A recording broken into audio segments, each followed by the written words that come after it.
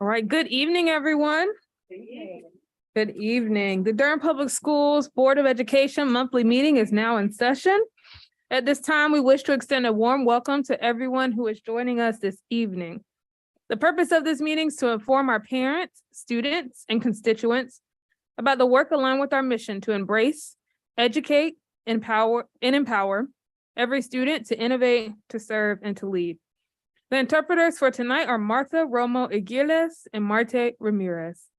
Thank you for taking the time to join us. First item on our agenda is a moment of silence. This week, there was a mass shooting in the county neighboring to us in Raleigh. So I would love for us to hold those students in that community who's impacted as we have this moment of silence.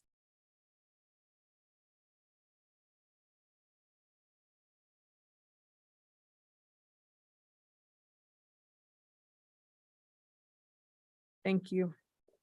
The next item on our agenda is celebrations. I'll pass it over to Mr. Sutter.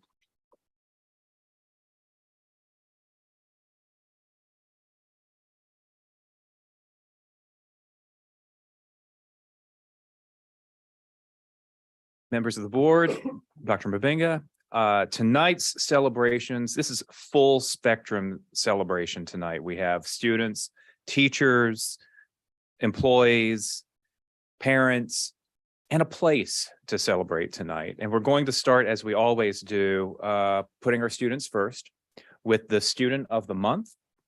Our Students of the Month are selected from each high school based on their leadership, their academic success, their perseverance, their character. And tonight, our Student of the Month comes to us from City of Medicine Academy. And I bring to you our principal, Dr. Renita Griffin Jordan, to introduce her.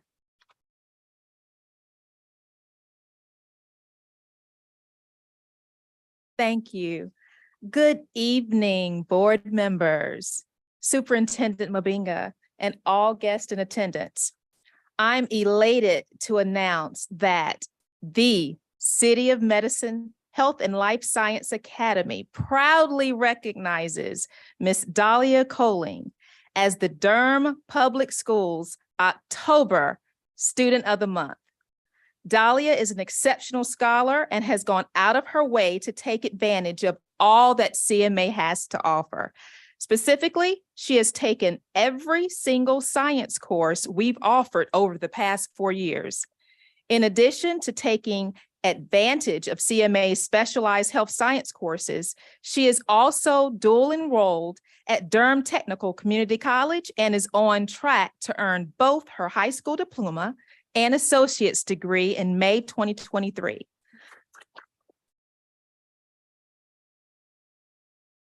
Dahlia is definitely one of a kind.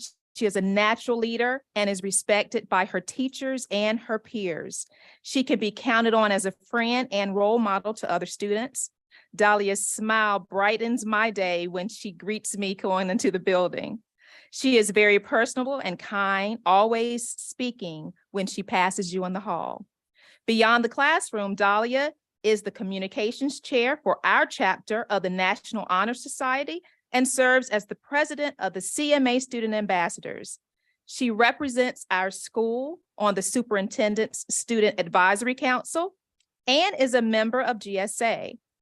Dahlia volunteers by helping deliver food in her community, and she recently worked as a lead camp counselor and YMCA lifeguard during summer breaks. After graduation with her high school diploma and associate's degree, Dahlia plans to attend a 4-year university with aspirations of becoming a pediatrician. She is also exploring the possibility of serving our country while pursuing her college degree. Whatever she chooses to do after CMA, we know she will be successful. I look forward to seeing the lasting impact she makes. At this time, I proudly present to you Ms. Dahlia Coling.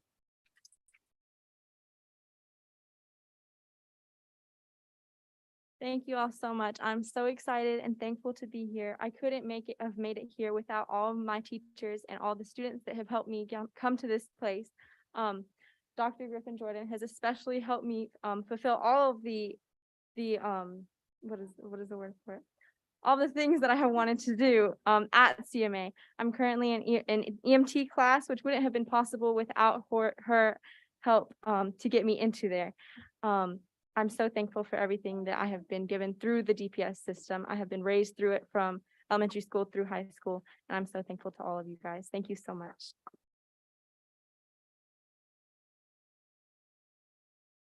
Now, before we walk the red carpet, and we do have a few things for you. There's also going to need to be a photo taken. So just giving you a bit of the order of worship coming forward. So we'll take the picture first, and that is a certificate recognizing you as our student of the month, and also presenting you with this Spark pin. Spark pins are given to leaders in the Durham Public Schools community. That includes students, and that includes you, and we hope that you'll wear these on your scrubs with pride. Thank you. So if we could take a quick picture right there, and then there's more.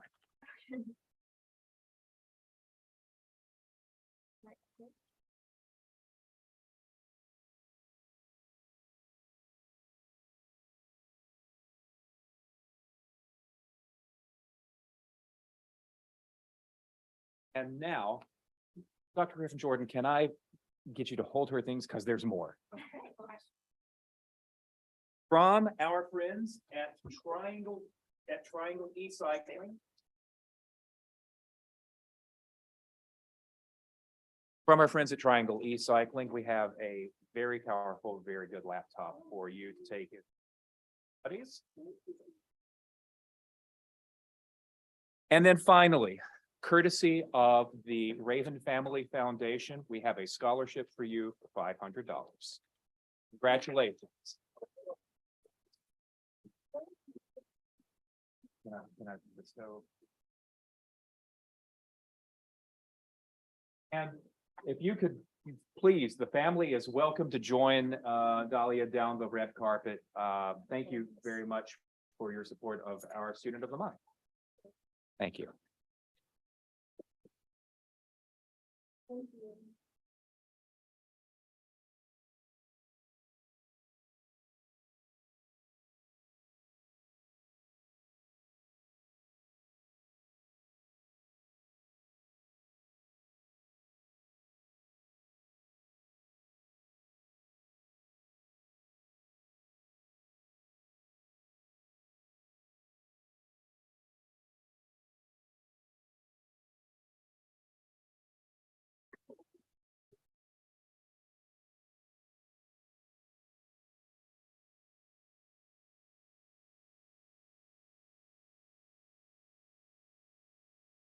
Last month, we began a new initiative with the help of some very important supporters, and we are continuing that initiative this month with the DPS Teacher of the Month, as well as an even newer initiative for our non-teaching employees, DPS Employee of the Month. To introduce both, I present to you our newest executive director in charge of capturing, attracting, and celebrating our fantastic employees, Michelle Hayes.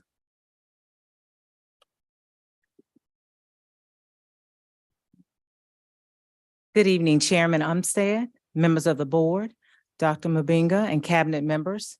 I am pleased to bring two recognitions to you tonight. Our Teacher of the Month, sponsored by North Carolina Central University's tennis team, the Tau Psi chapter of Omega Psi Phi Fraternity Incorporated, DCL Consulting, LLC, and the Vail Cares Foundation, and our first Employee of the Month, sponsored by the Office of Human Resources.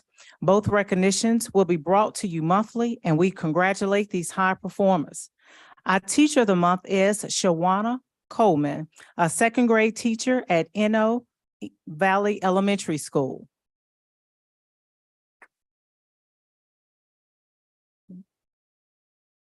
Ms. Coleman has truly exemplified what it means to be a grade level leader as the school year started.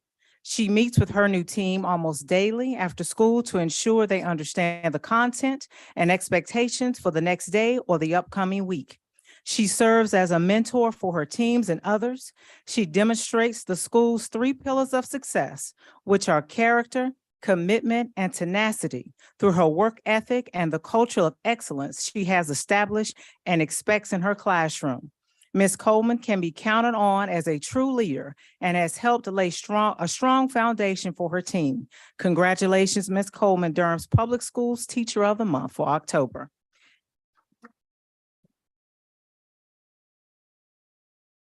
Our October Employee of the Month is Karen Kine, an ESL graduation coach at Riverside High School.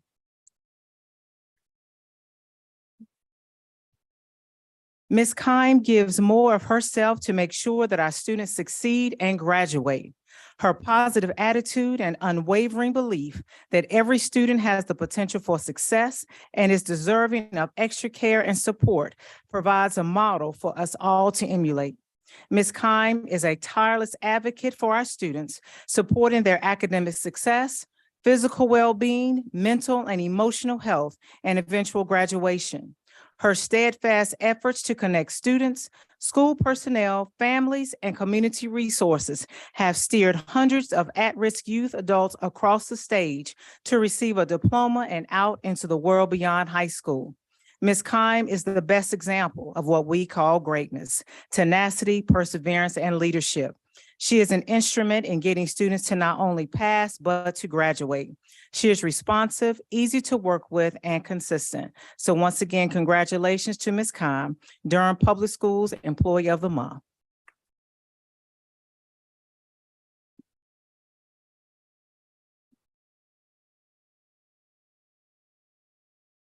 On behalf of the NCCU women's tennis team, we'd like to present Ms. Coleman with this cake.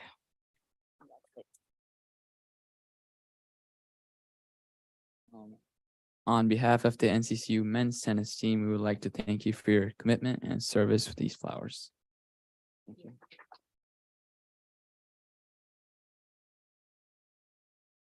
And last but not least, on behalf of DCL Consultant LLC, we'd like to present you with a check for $100 for your outstanding efforts. Thank you.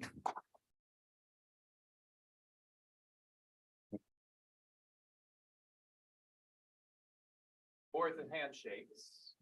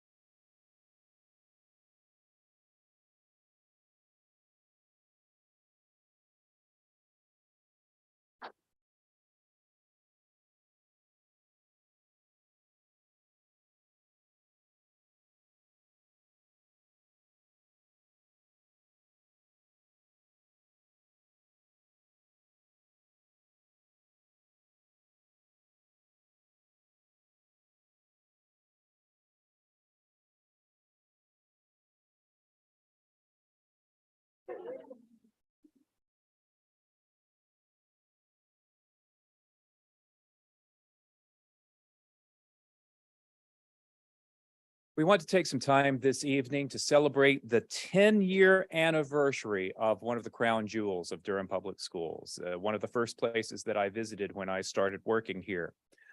10 years ago, we didn't have a ribbon cutting, we had a vine cutting. And DPS's Hub Farm was introduced to the world.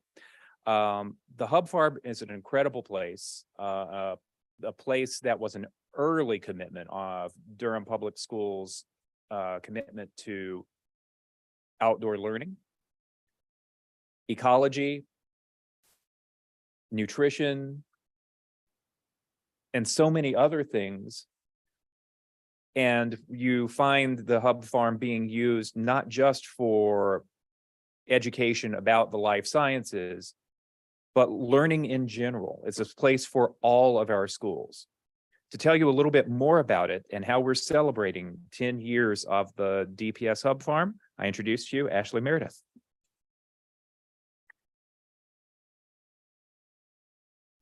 Good evening. As Chip said, my name is Ashley Meredith. I am the manager at the Hub Farm, and I'm also here. I'm also short. I'm also here representing our two farm educators, Hannah Baldamberg and Jeff Seelan.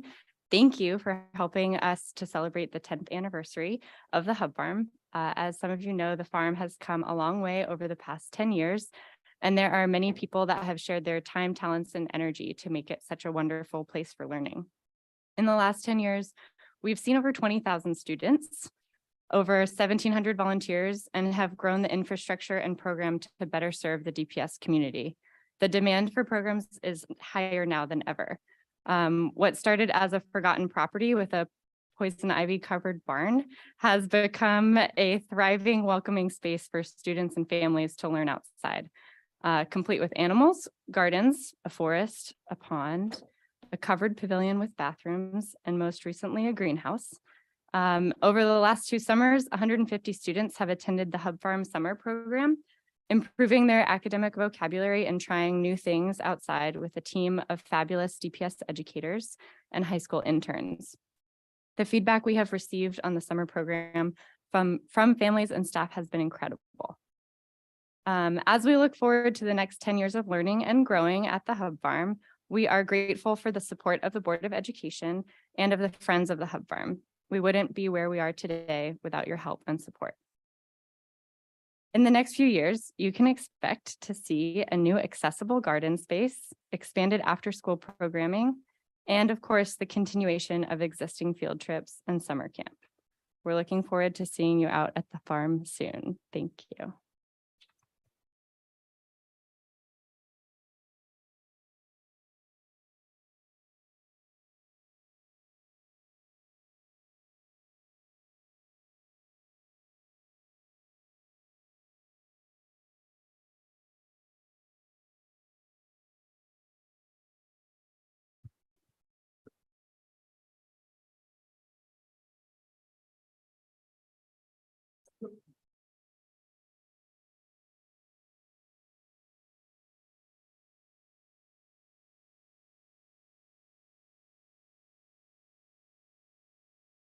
So many great stories to tell about Durham Public Schools, about the students we serve, about the teachers and staff who serve them, and about the places that are special to us at Durham Public Schools.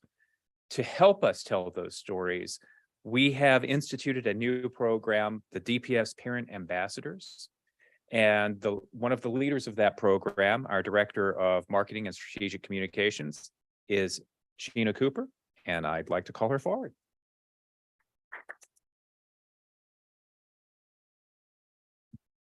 Thank you. Good evening, Chair Umstead, board members, Dr. Mabenga, fellow colleagues, and DPS community. It is with great pleasure to stand before you tonight to present the inaugural cohort of the Durham Public Schools Parent Ambassadors.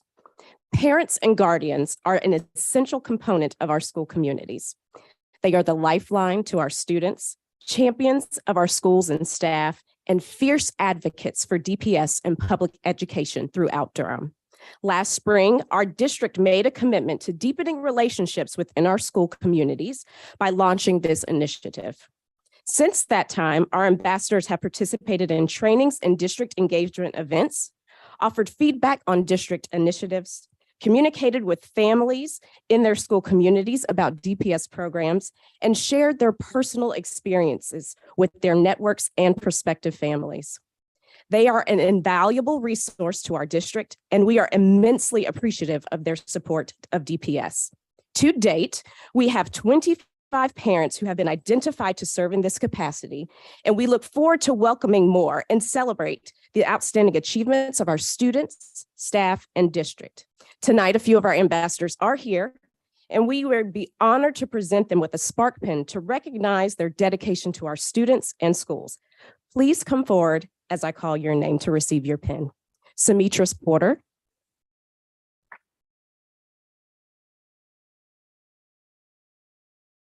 Erica Briola.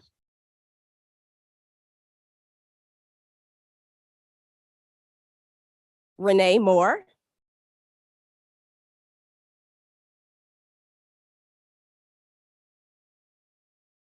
Tanisha Davis.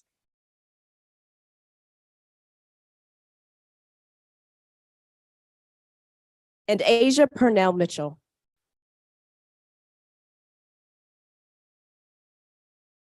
At a later date, we certainly look forward to bringing all of our ambassadors back to you to show just how important they are to us in the DPS community. Thank you so much for your time.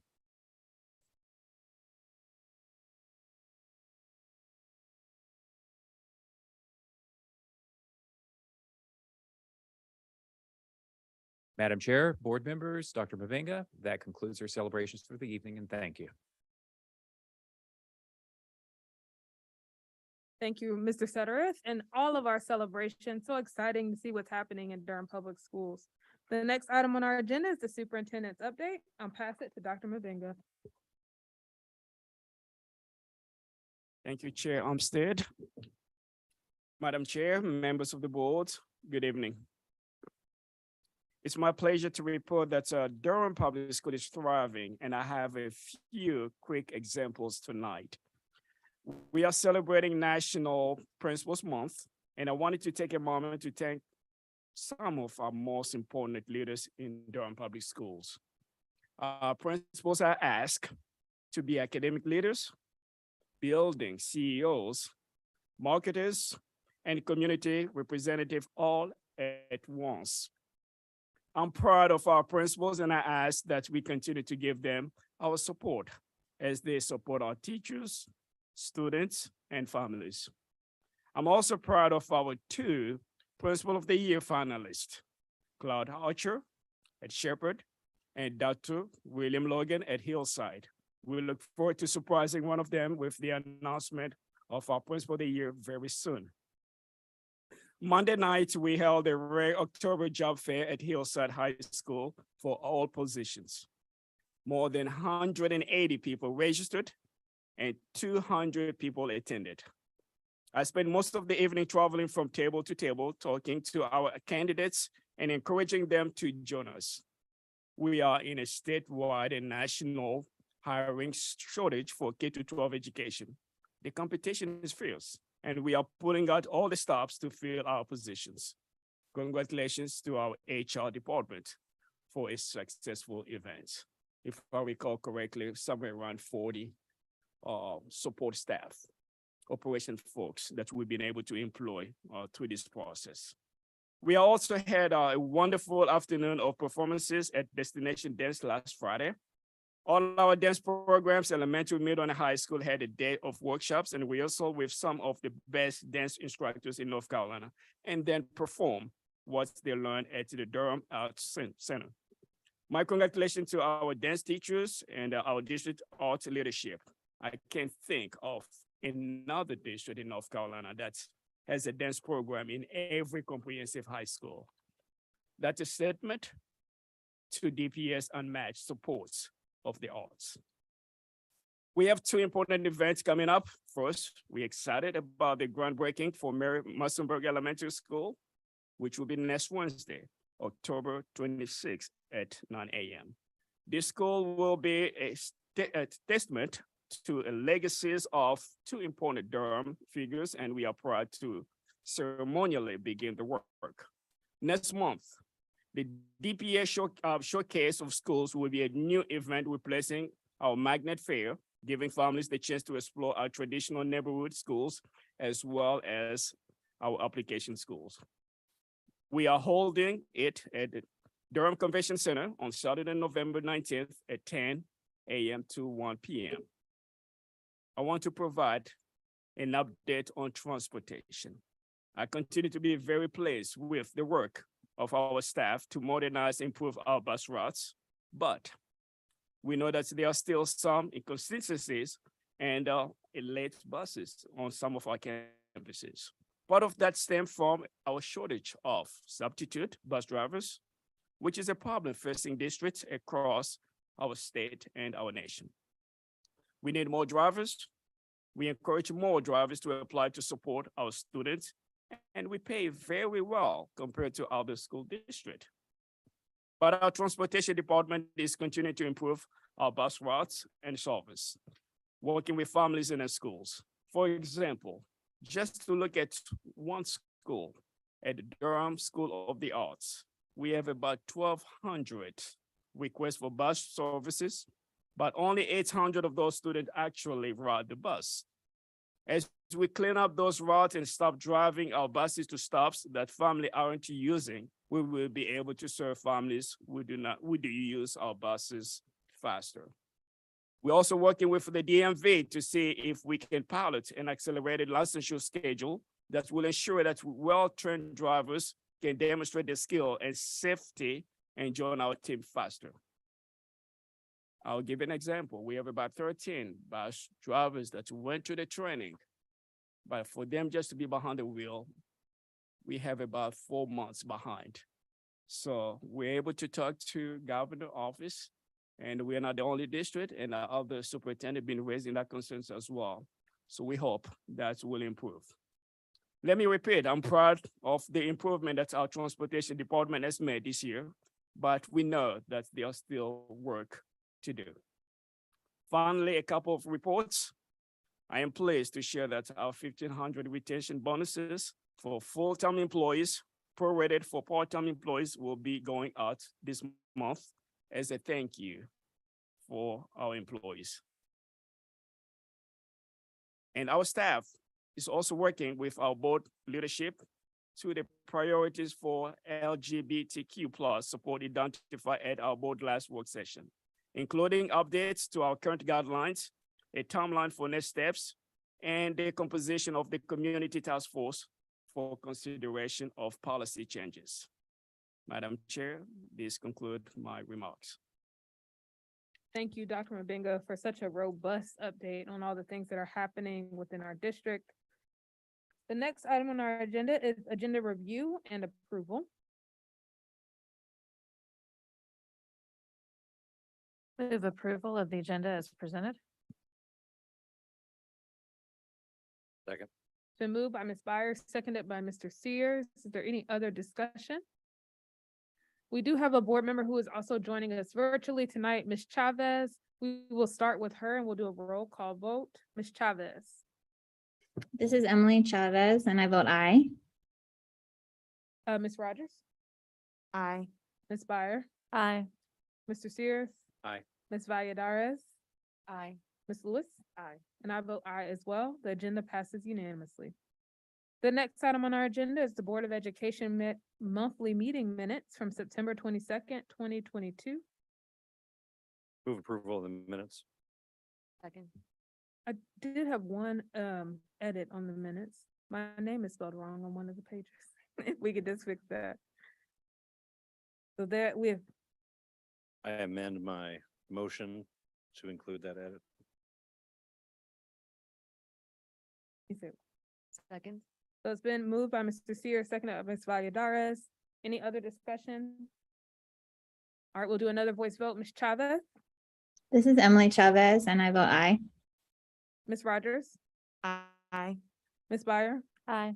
Mr. Sears. Aye. Ms. Valladares. Aye. Ms. Lewis. Aye.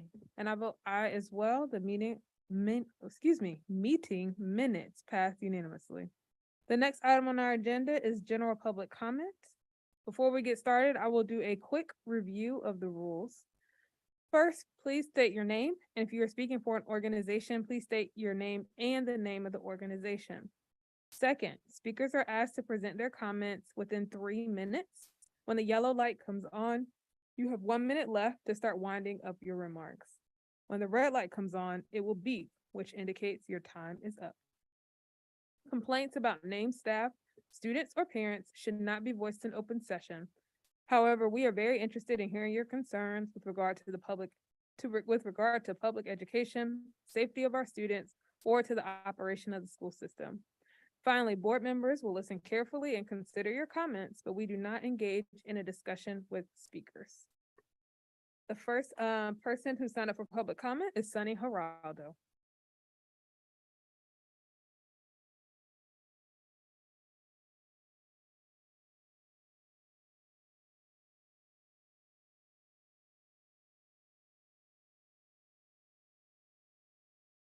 Hey, my name is Sunny Geraldo. I am here for the IAs of Durham Public Schools. And first, I would just like to say thank you to Karen Brown and to our community ed on working fast to get the IAs working for after school, and to the principals who sort of rearranged their schedule to let us do afternoon duties and then still go to work after school.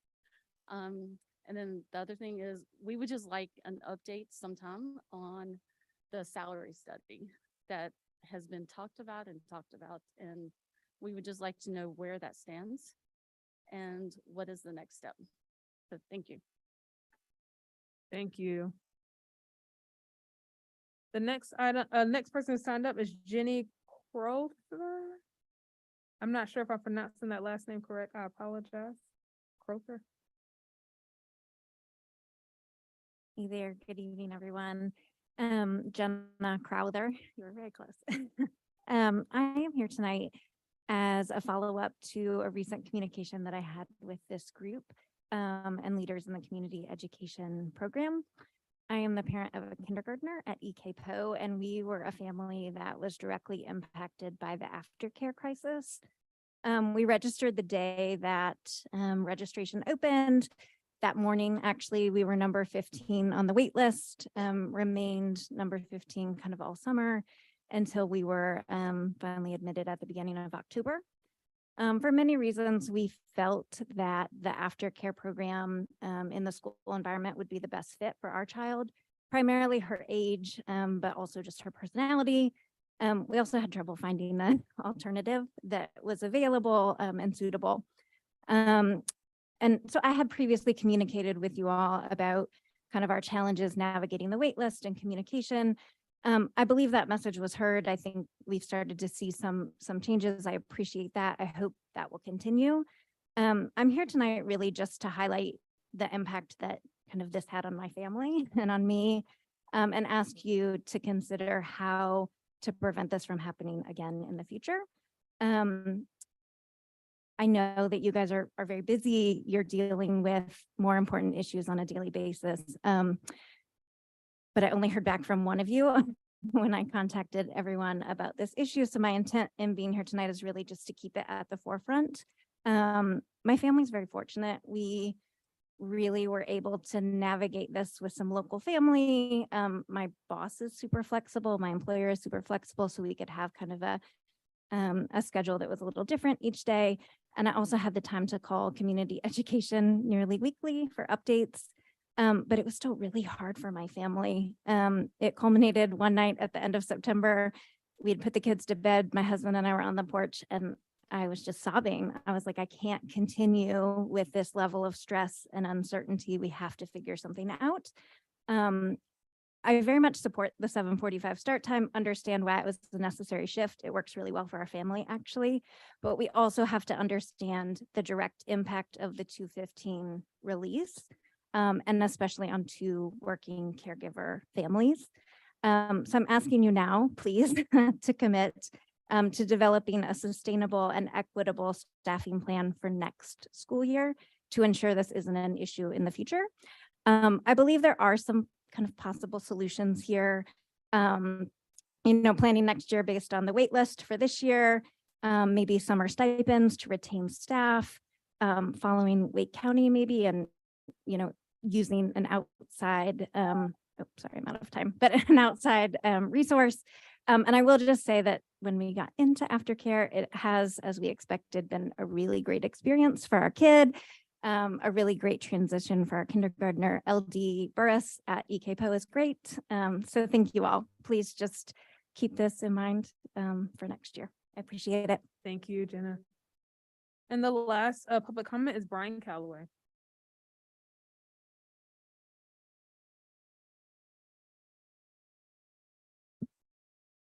Good evening. I'm Brian Calloway. I'm here to speak about the bond before voters. It's important that voters know we are not voting for school building projects. We are voting for a financing mechanism. We're being asked to approve a loan application. Regardless of whether or not this bond passes, the projects will move forward. The county will find ways to pay for it. This is the largest bond Durham Public Schools has ever requested by more than double. If this bond were in Wake County and scaled on a per student basis, it'd be over $2 billion. Would you go out today and take out the largest loan you've ever had? My answer is certainly no. Beyond the timing and the size, this district's past with bonds cripples my faith that these bonds will be well managed.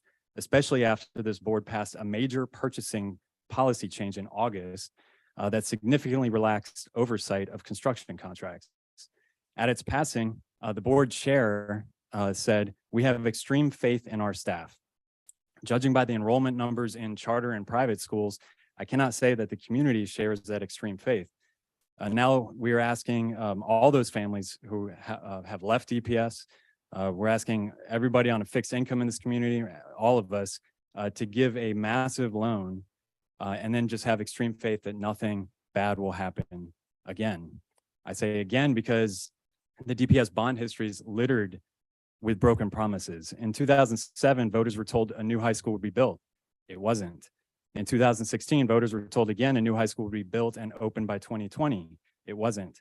As a former employee, I know some of the inside stories too about how DPS had $12 million of the 2007 bond still unused in 15 and rushed to burn it up so it wouldn't look bad when they asked for another bond. And at J.A. Whitted a few years ago, a single project manager unilaterally approved a string of monthly change orders to the tune of $89,000 per month for 14 straight months, right below the $90,000 threshold requiring board approval, a threshold this board increased 2 months ago to $500,000.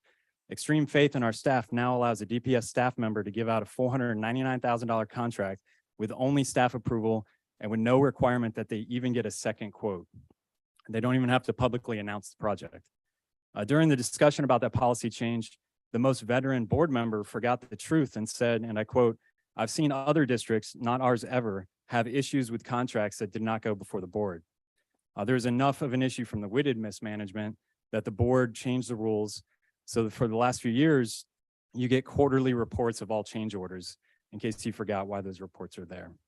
I've got a whole kettle of tea left, but I can assure you that until this board deeply embraces accountability, the course of this district's not going to change. And this bond referendum is the community's only mechanism to ask for that accountability. So with that, I encourage everyone to vote no to the lack of accountability, no to the status quo, and no to this bond. Thanks. Thank you. We typically don't respond to public comment, but I did want to give, it's a different conversation about classified salary study. And so we do have that on the schedule to come before the board. So I want to allow Dr. Mabenga to share that. Thank you, Madam Chair. We are pretty much moving along with our salary study. We plan to complete this by December, and we'll bring this final report to you, I think the work session in January. So this is going to be a part of our budget for next year. So we are going to be on time. So usually we start talking about budget internally around December, and by January we'll bring something to the board. That's the timeline that we're planning to bring this at a work session in January. Thank you, Dr. Mabenga. I know many of our staff members are eager and waiting for that salary study to begin. So I want to make sure we could remind folks in the public when that will come. The next item on our agenda is our consent items. The consent items have been sent to board members in advance and reviewed thoroughly before the agenda tonight. Board members? Move approval of the consent agenda. Second. Been moved by Ms. Rogers, seconded by Ms. Byer. Any other discussion? We'll do a roll call vote and start with Ms. Chavez. This is Emily Chavez and I vote aye. Ms. Rogers, Aye. Ms. Byer, Aye. Mr. Sears. Aye. Ms. Valladares, Aye. Ms. Lewis, Aye. and I vote aye as well. That passes unanimously. The next item on our agenda is a presentation from the Durham Public Schools Foundation.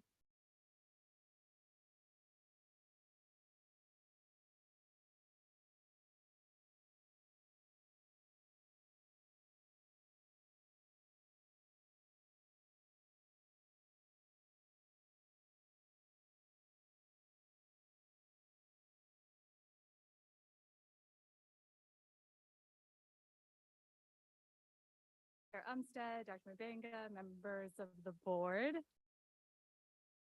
Is it on? Can you hear me okay? Oh, no. Closer? Is that better? Okay. Is there something to advance the slides or should I just? Okay.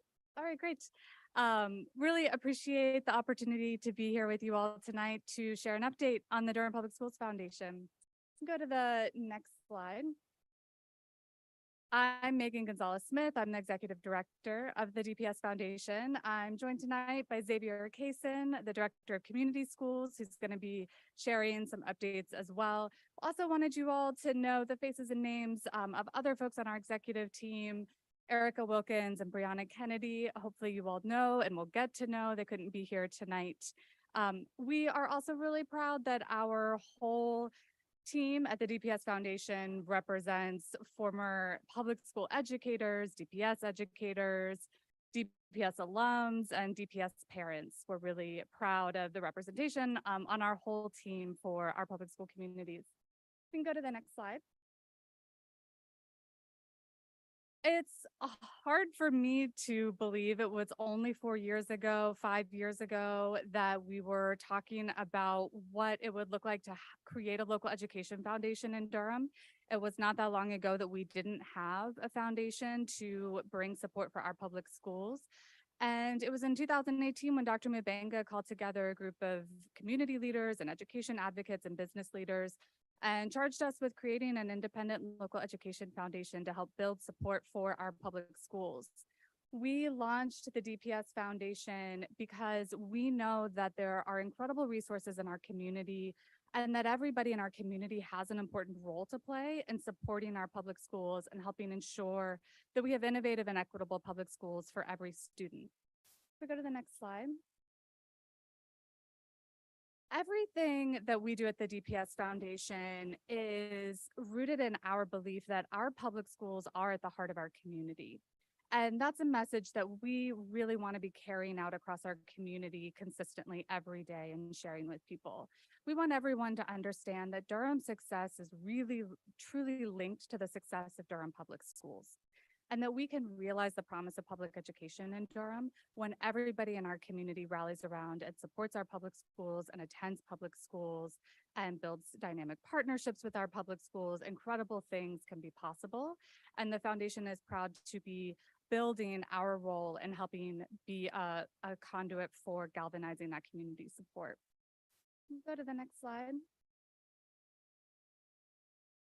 So the foundation has a broad array of programs and strategies that we are building. We're going to go over some of those with y'all so you know the scope of work that we have underway right now.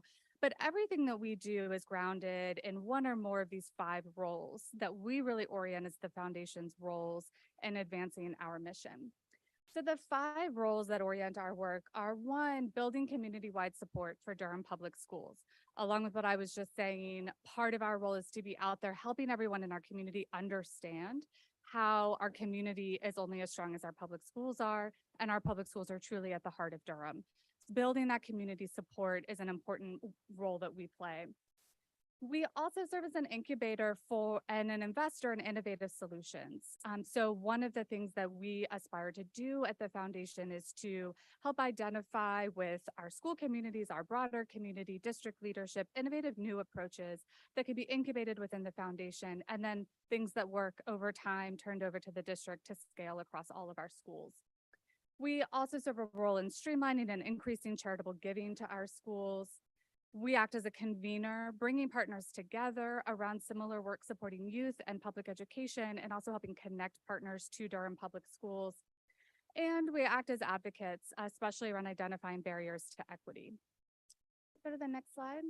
I'm going to turn it over to Xavier to share more about our programming and approaches. Thank you, Megan. Good evening, DPS family. As far as our strategies are concerned, we approach our work by building leaders and shifting power to those who have been historically marginalized, by forging partnerships and being a community convener, by providing funds for scholarships, grants, emergencies, by supporting school enrollment strategies and incubating innovative approaches such as community schools, accelerating digital equity, and the Whole Schools Initiative.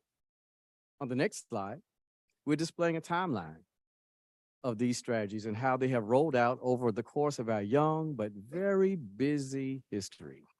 Included in this graphic,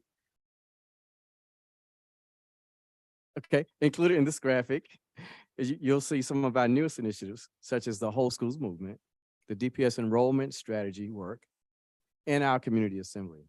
You'll hear more about some of this work in a minute. So let's just highlight a few of the initiatives that we support. Next slide, please.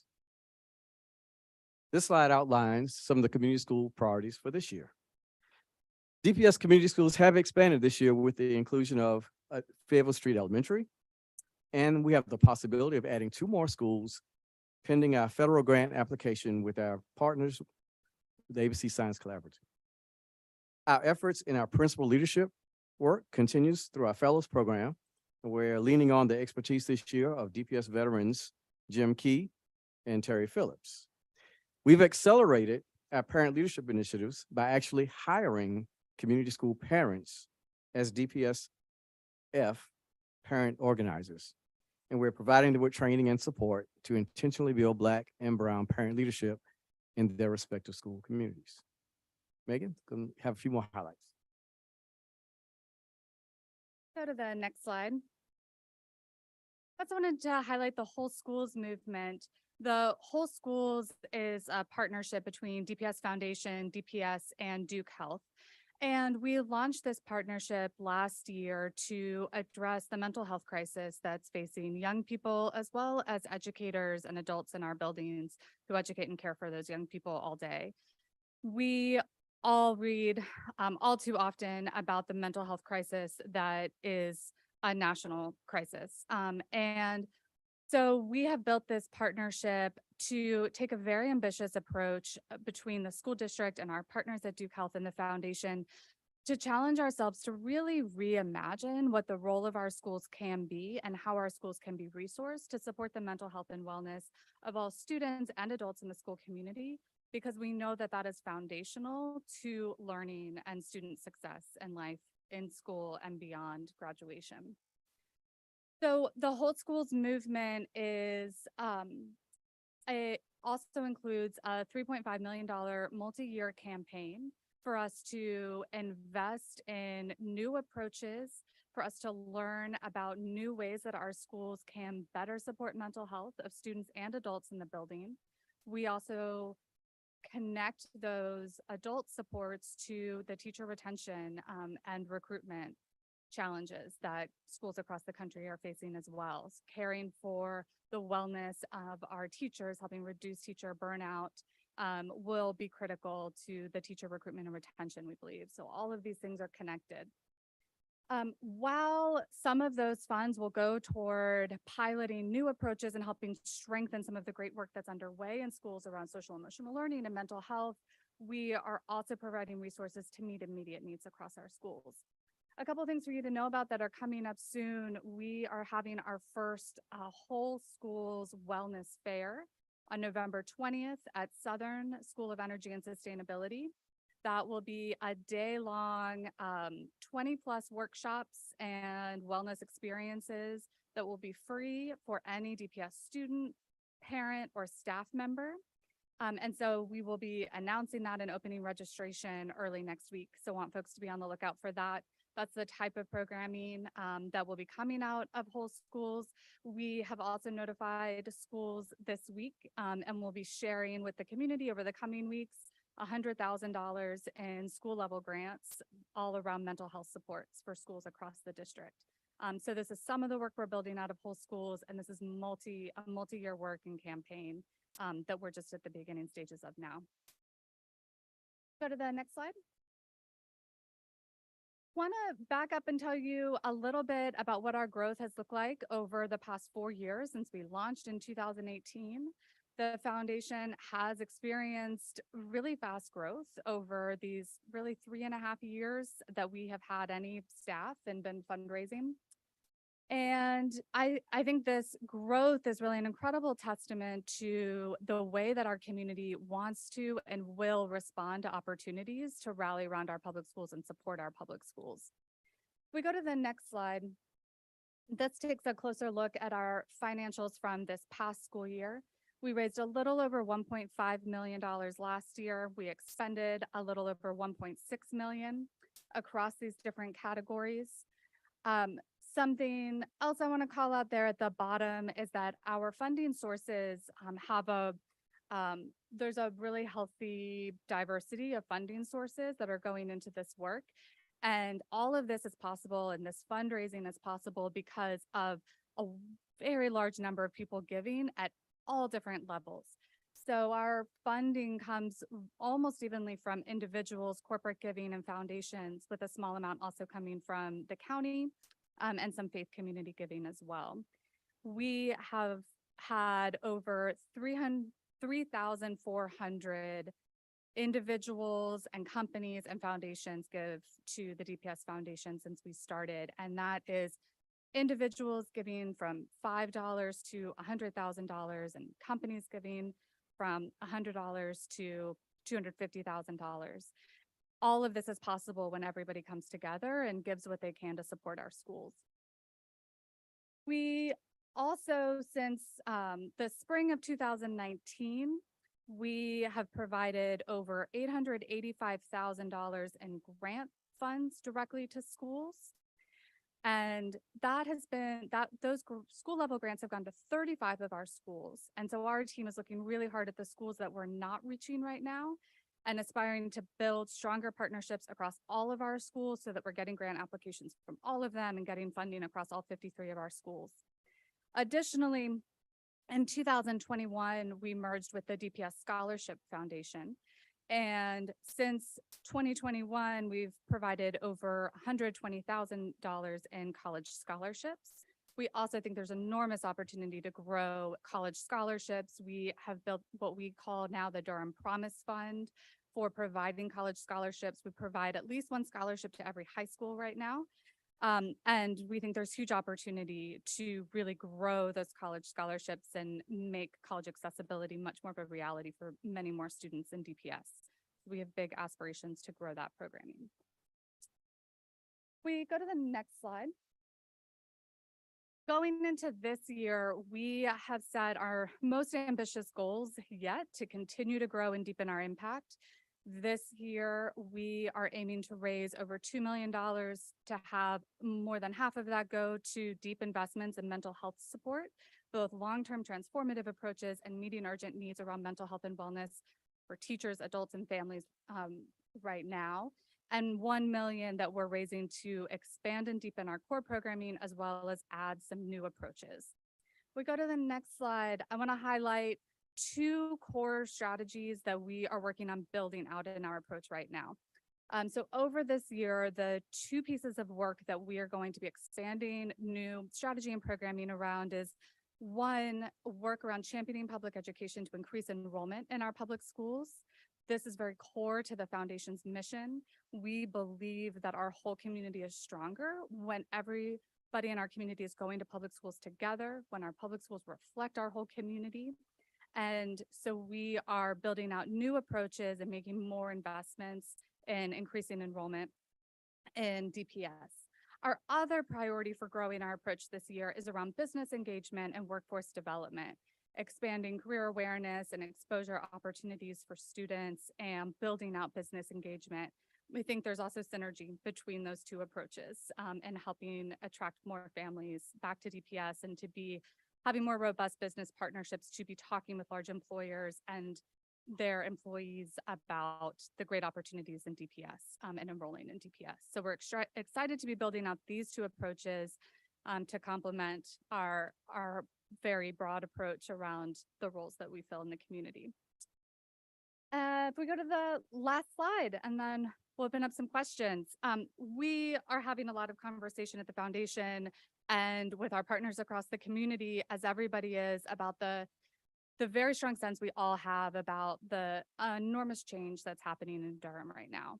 It's really clear that Durham is at an inflection point, and we can see the opportunities that exist for strengthening our community, enormous opportunities for making very meaningful investments in our public schools that are at the heart of our community with the growth and change that's happening. And we're also all very aware and all talking to each other about the enormous risks that we see for displacement of the families and students who have grown up in Durham and made it the place that we love, and for growing inequity in our community with the kind of growth and wealth that's coming here. And so that's a conversation that's really framing our decisions at the foundation right now around how we can really make strategic investments and continue to build our strategic partnership with the district, with businesses, with families, with students, to ensure that 10 and 20 years from now, we can look back and know that we made really meaningful investments in our schools now that have positioned our public schools to be understood by everybody in Durham, to be a source of strength for Durham and a place that represents our whole community. So we're excited to share this update with you, to hear questions that you have for Xavier and I, and to continue to build this work as we go into our 4th year as the DPS Foundation. Thank you. Thank you so much, both of you all, for coming to share. I can't imagine that you put so many updates in such a short period of time. So I really appreciate that. There's so many things happening in the foundation, and you all really are championing the work of Durham Public Schools. Board members, do we have any questions for the foundation representatives here today? Mr. Kason, Ms. Gonzalez-Smith.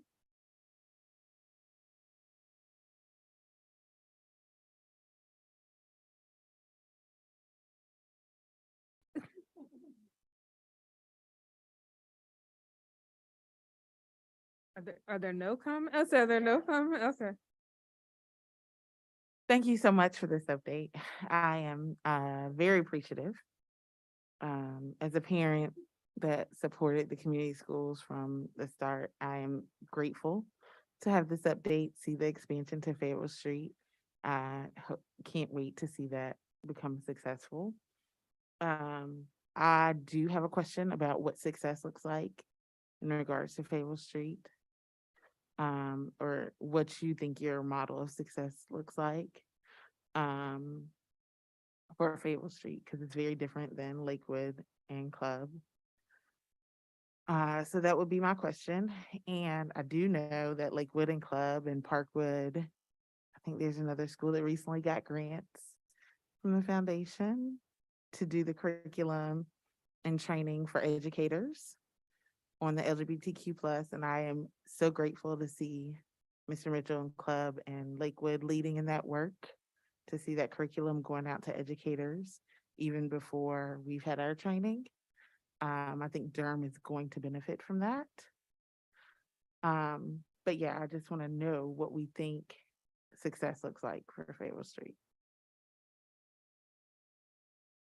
Absolutely. The answer to that is reflected in the first conversation I had with Principal Bailey. And I asked her that very same question. With the opportunity to become a community school, what would she like to happen? And the first thing out of her mouth was, I want to paint this street blue and orange. Now, on a street that includes neighbors such as North Carolina Central University, Hillside High School, W.G. Pearson Elementary, she's like, when people drive on this street, they're thinking about us. There's the community connection aspect. And there are many community partners who are already working diligently with Fayetteville Street, but having those coordinated and directed to the exact needs that those families and students and staff have said we need, that's going to be the determining factor. The principals got the heart to paint the street their color, and so we're gonna bring a lot of paint.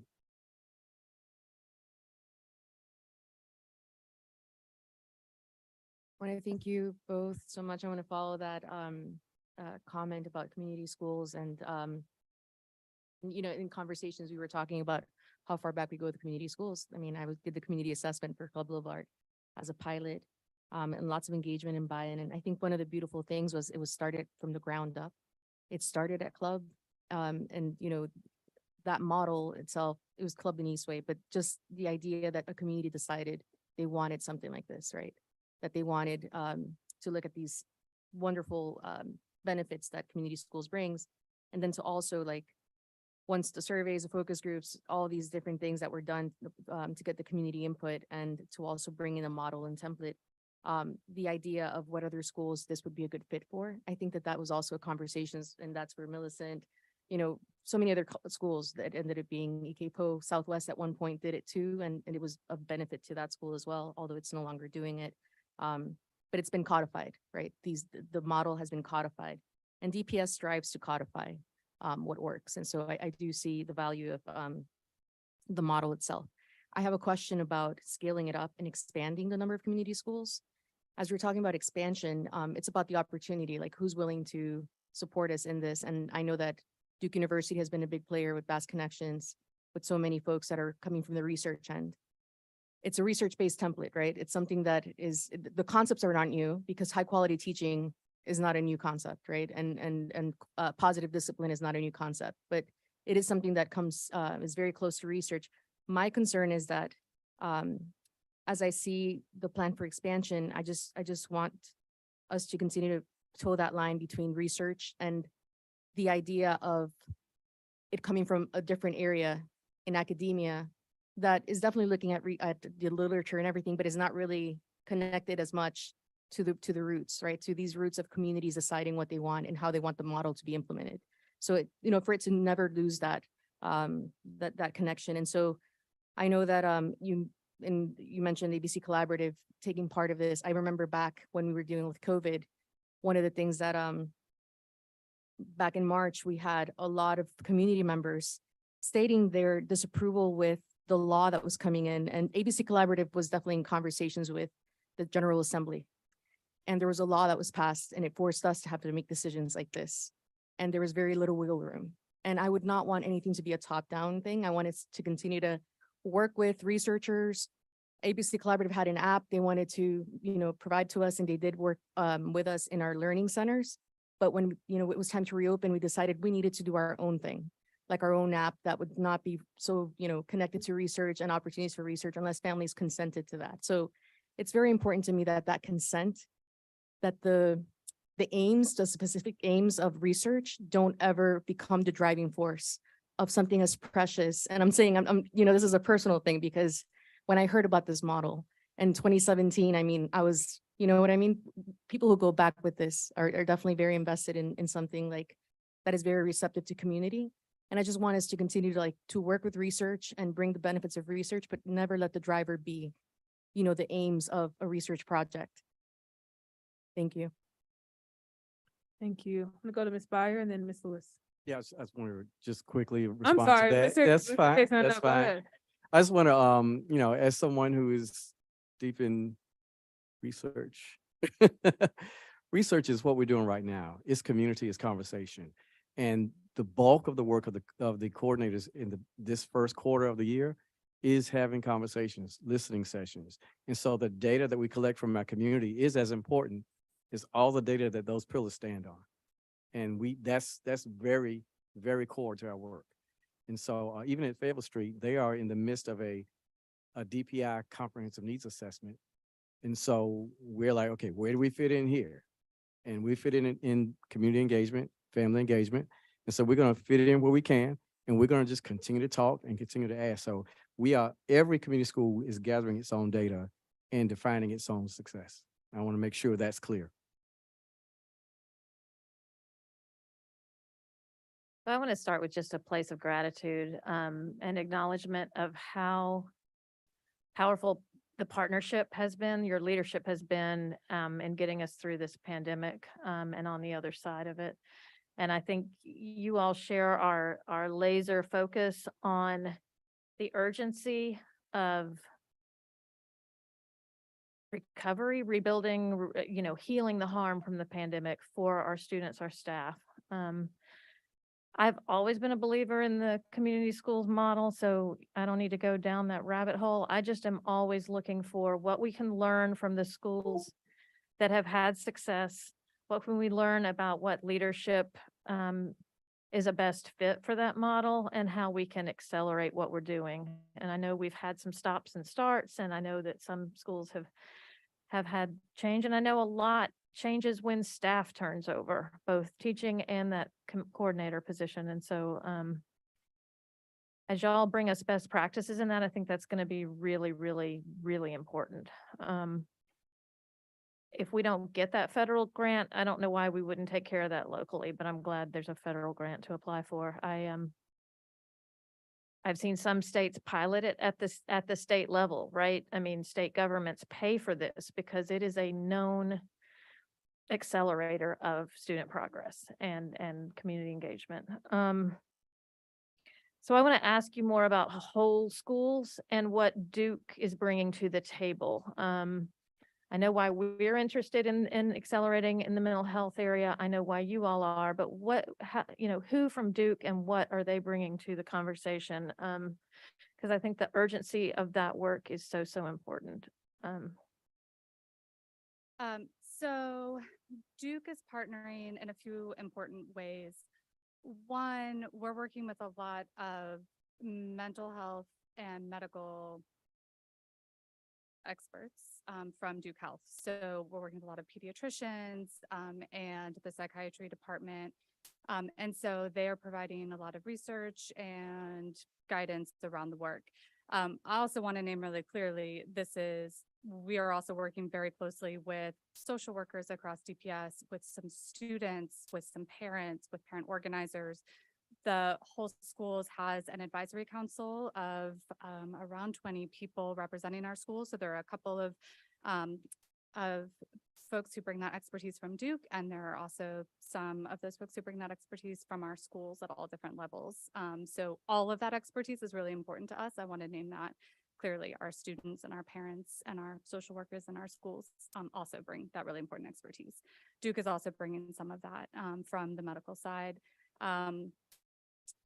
Deborah Clark-Jones is the Vice President of Community Health, Associate Vice President of Community Health. She's co-chairing the whole schools movement along with Dr. Maddox Perry and myself. So the three of us serve as the co-chairs of the work as a whole. So look over the entire strategy. The campaign is co-chaired by Chair Umstead and Zach Hawkins, chair of our board, as well as Dr. Diana McNeil from Duke. Bringing that medical expertise, as well as being a former DPS parent herself and a huge champion of our public schools. And then we have this advisory council that really oversees and serves as a advisory leadership body for the schools. And that is co-chaired by T. Judd, who is a former DPS student and a Durham Tech student now, and Dr. Richard Chung, who's a doctor at Duke. So we have folks from different parts of Duke Health and leadership roles across the many different bodies that make up the very large, complex whole schools work we're building. And we also intend to build evaluation partnership with Duke to help us evaluate some of the pilots as that gets off the ground. And we are also hopeful that Duke Health and potentially the university side will also contribute major financial support for the campaign as well. And they have a proposal they're reviewing right now for that. Great. And those are some great names that you've shared, great leadership. And if folks are interested in getting involved and have expertise in that, I assume you still welcome into that advisory group. Yes, absolutely. And I also want to lift up that we are also building some really exciting partnerships with Central.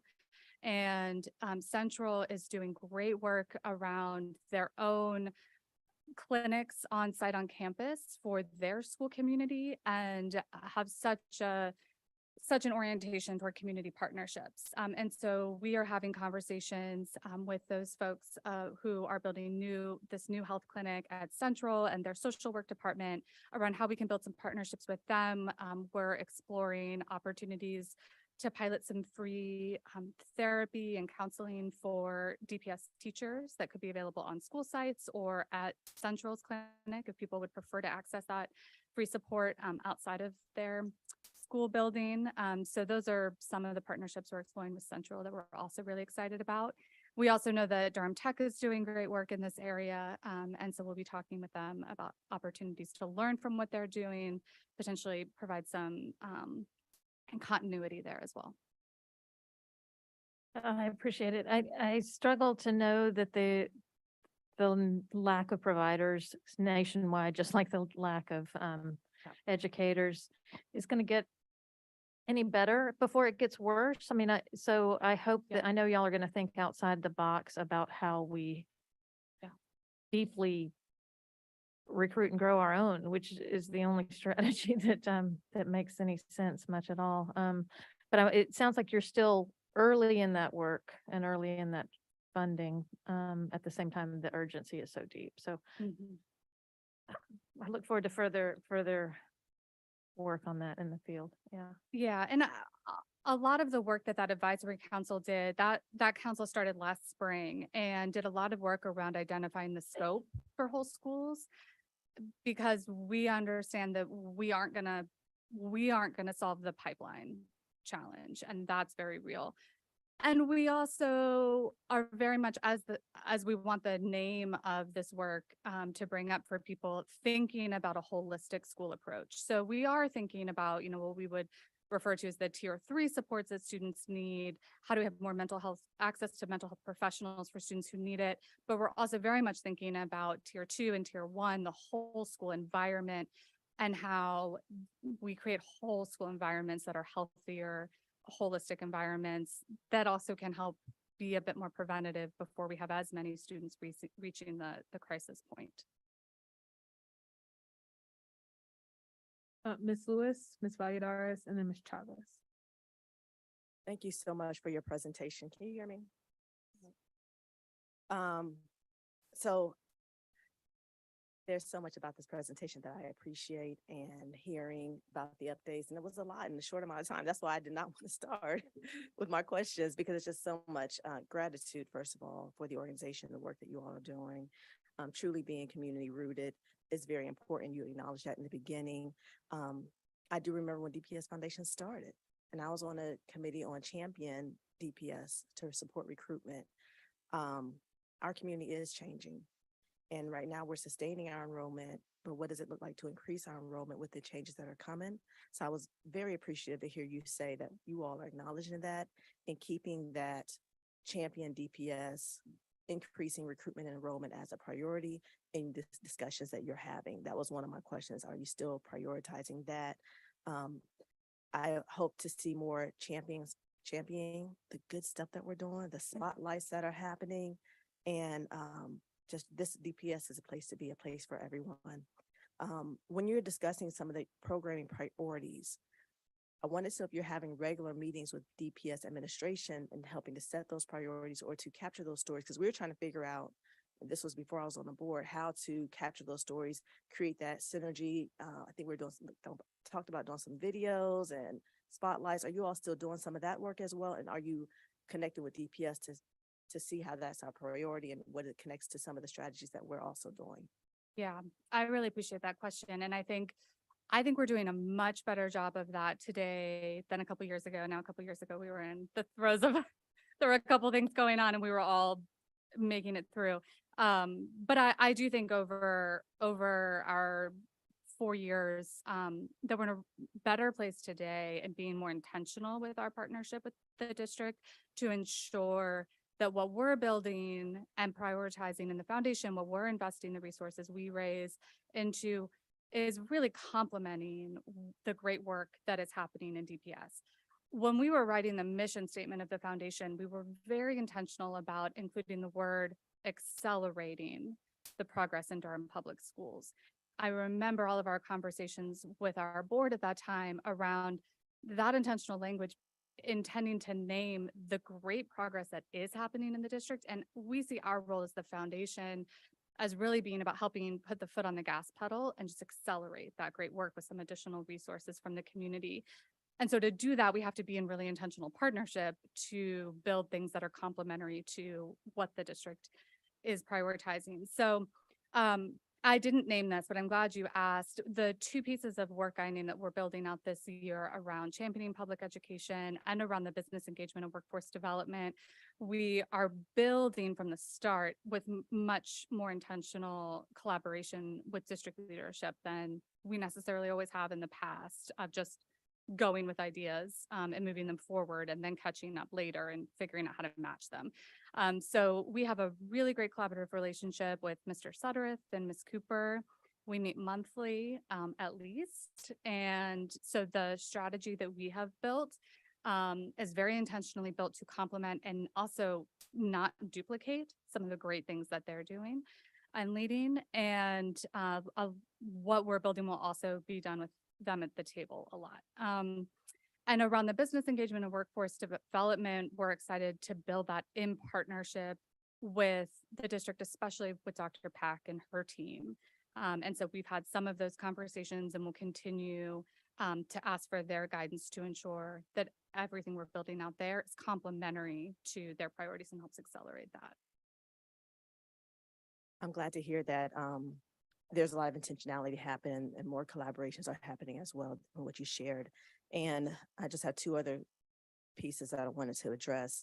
The whole child, Ms. Byer addressed my question and some of the things that she had asked. The grant has not been awarded, it's just been applied to right now. But if I'm hearing correctly, is it 3.5 million for this grant or is it the 2 million? So for the whole schools movement work, we have a goal to raise 3.5 million. So that will be from many different sources. So it's a 3.5 million campaign to raise over 3 years. And so we have many grant applications out and we'll be running a campaign to raise that. Okay, so then I know you said that's whole child, that fits into our priority 2, our wellness. Wanted to know what collaborations were happening there, but I think you said Dr. Maddox Perry is co-chairing that. I also saw she's co-chairing the community schools. Thank you, Yes. Dr. Maddox Perry, for all of your service. Yes. Yes. In those ways, I just wanted to know, is there intentionality to help to accelerate some of those goals that we've set in the prioritization with this work? And then the second question is, with the money that's raised, and you talked about piloting the schools or would this just be in pilot in some schools or were you going across the district? With the whole schools work. So let me answer that. And then I don't know if I totally understood your question before that. So let's come back to that. So for the whole schools work, so like I said, we're building that whole schools approach to really try to do two streams of work I see in tandem. So one is the ambitious long-term view of how do we really reimagine the way our schools are organized and resourced long-term to support mental health and wellness for all students and adults. And that is going to be focused on initially at 2 schools that we're treating as demonstration schools to support them in becoming model schools that we can learn from their approaches and then over time scale those to more schools. So we will have intensive resources focused at Neal Middle and at Southern School of Energy and Sustainability as the 2 schools that will really be model schools for this work and get deep investment in those. At the same time, we know that there are urgent needs, that this is a crisis for our students and for the adults in the building right now, for our teachers, for our families, for our staff. And so we will also provide resources across the district through school level grants, through, so I think I mentioned earlier, we have about $100,000 in school level grants going out, got announced to the schools this week, will be announced to the community over the coming weeks. So that's a way to help get resources out across all of our schools right now. I mentioned we have this community wellness fair in November, the holistic wellness fair on November 20th. That will be an opportunity for capacity for around 300 people to come to that for a day-long series of free workshops and trainings and experiences all around wellness. So those are some of the ways we're trying to get support out across all of our schools while we go really deep with resources for developing model schools that we can learn from it with Neal and Southern. The resource allocation looks like just under half of resources going to the demonstration schools and a little over half going across the district. That was my question, regards how it's being divided, which schools, and that I do remember seeing 100,000 for some schools in particular directly supported. And the question I was asking about the priority 2 is if we have gaps that's keeping us from, we have things that are in progress, in process, and next steps. Are you working directly with that strategic team or planning to interweave the work is what I'm saying, so that we're able to accelerate some of these goals and benchmarks that we had set as well? Is it a complement to that work? And I'm sure it is, but that was my questioning and lining of thought. Yeah, right. So, and that's why it was so important to us to have Dr. Maddox Perry very close to the work so that she can help provide that guidance to ensure, again, that anything we're building complements and helps accelerate what her department is leading. So she's been very close to the work, and Dr. Soto in her office has also been very close to building the work. So we look to them to help ensure that alignment and that the work that we're building is complementary to the goals and priorities. Thank you. And that's what Mr. Kaysen mentioned as far as the community schools DPI doing a community school assessment, doing an assessment, comprehensive assessment, and that you all are bringing our values and fitting into that, not creating extra work, but interweaving that work is so important. So again, I've heard that value stated in the presentation, and I assume that's happening, but just like to be reassured that we're considering how we're accelerating some of the things we already have in place. Then my last question is around financials. So I saw on slide 11, the 21-22 financials, and then looking at the annual report, looking at the way it's broken down in percentages. And one of the things that I saw is that 22% is for DPS initiatives and programs, 8% fundraising, and 10% management. So looking at about 40% that DPS Foundation is doing in support of, in collaboration with the funding that's being sent directly. 60% directly to the schools, to the students, to the teachers is what I'm looking at that breakdown. I'm curious on one thing, and you may not know this, but what are some of the national standards for foundations? And I know you all are an independent body. You give us $1, I'm happy because every cent counts, but just wondering what some of the national standards are. And more so for planning purposes, as you have 3-year, 4-year goals and all these different irons in a fire to increase income, revenue to support the schools. Is that pretty much a percentage breakdown that we can continue to possibly anticipate just to help with some of the planning that we're thinking about? Do you have like this 3-year breakdown plan, and is this pretty much aligned with some of the national standards? So let me clarify, the DPSF initiatives and programs is direct support to the schools. So what would go in that category is our Teacher Leadership Academy, our Youth Advisory Council, the Principal Leadership Fellowship, advocacy work, community convenings, community events. So all of that would go into, by DPSF initiatives and programs, we mean our core programs, accelerating digital equity, COVID relief and recovery, and college scholarship are called out separately. All of our other programming and strategies is that 22% of DPSF initiatives. So that is all direct support. So we have 18% of operational costs and fundraising costs. And that is in line with what we see from other foundations and nonprofits in that range. Thank you. That's super helpful to hear that breakdown as well. Thank you. I'm gonna actually go to Ms. Chavez and then Mr. Sears, and then I'll come back to you, Ms. Valladares. Ms. Okay. Chavez? All right, you can hear me, okay.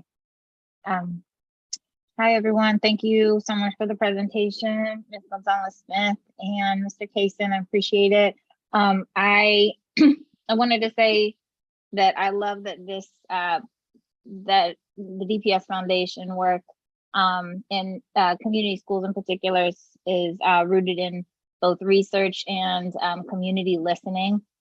I think that's really important. And as someone who's spent their career in education and is now doing a master's in social work, I really value that in a lot of ways your work blends both of those areas and kind of brings out best practices for our education and social work type of support that we're offering our students. And I wanted to highlight a few things that I saw in your presentation, and then I just had one reflection or question for you all. So I wanted to really lift up what you said, Ms. Gonzalez-Smith, about building partnerships to increase investment in our public schools right now at a time when we are seeing greater economic inequality in Durham. And I think that's really important to get partnerships and different entities involved in the public schools. And I celebrate that you all are working on that. I also wanted to say that I really love seeing so many different students receive the scholarships. And I know that you mentioned in your materials that you're going to work on increasing outreach around those scholarships going forward. So I think that's awesome. But it's great to see the schools that are represented and so many different students being supported through that work. I also I love the data that you presented, and in particular, the teacher retention data at club was really striking, that it actually came down to 5%, 5% turnover between 2021 and 2022. So that, I think that really does speak well of the programming and the support that's in place. And I also wanted to just highlight the growth in proficiency that you all noted, particularly at Lakewood and Club in the impact statement. And at Lakewood, it was particularly striking, 35% in 2017 to 55% in 2019. So I would, love to see, data like this in the future. Just what results we're seeing academically as a result of the community schools model and the different programming that is in place. The kind of question I have is around what you see as the academic benefits or effects of validating students' identities around race in particular through various strategies, but including the parent engagement work. I'm interested to know how Black and Latinx students are doing, are improving in their academic achievement and outcomes. As we're seeing growth and proficiency overall, I was just wondering if you could speak. I imagine you don't have the numbers in front of you, but just anecdotally about what you see as sort of some of the results academically for our students of color in this community schools model.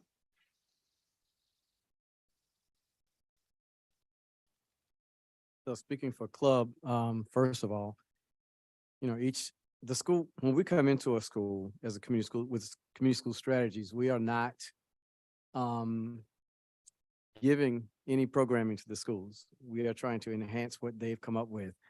And after having trained in the community school strategies, Club Boulevard decided to put all of their energies in their number one goal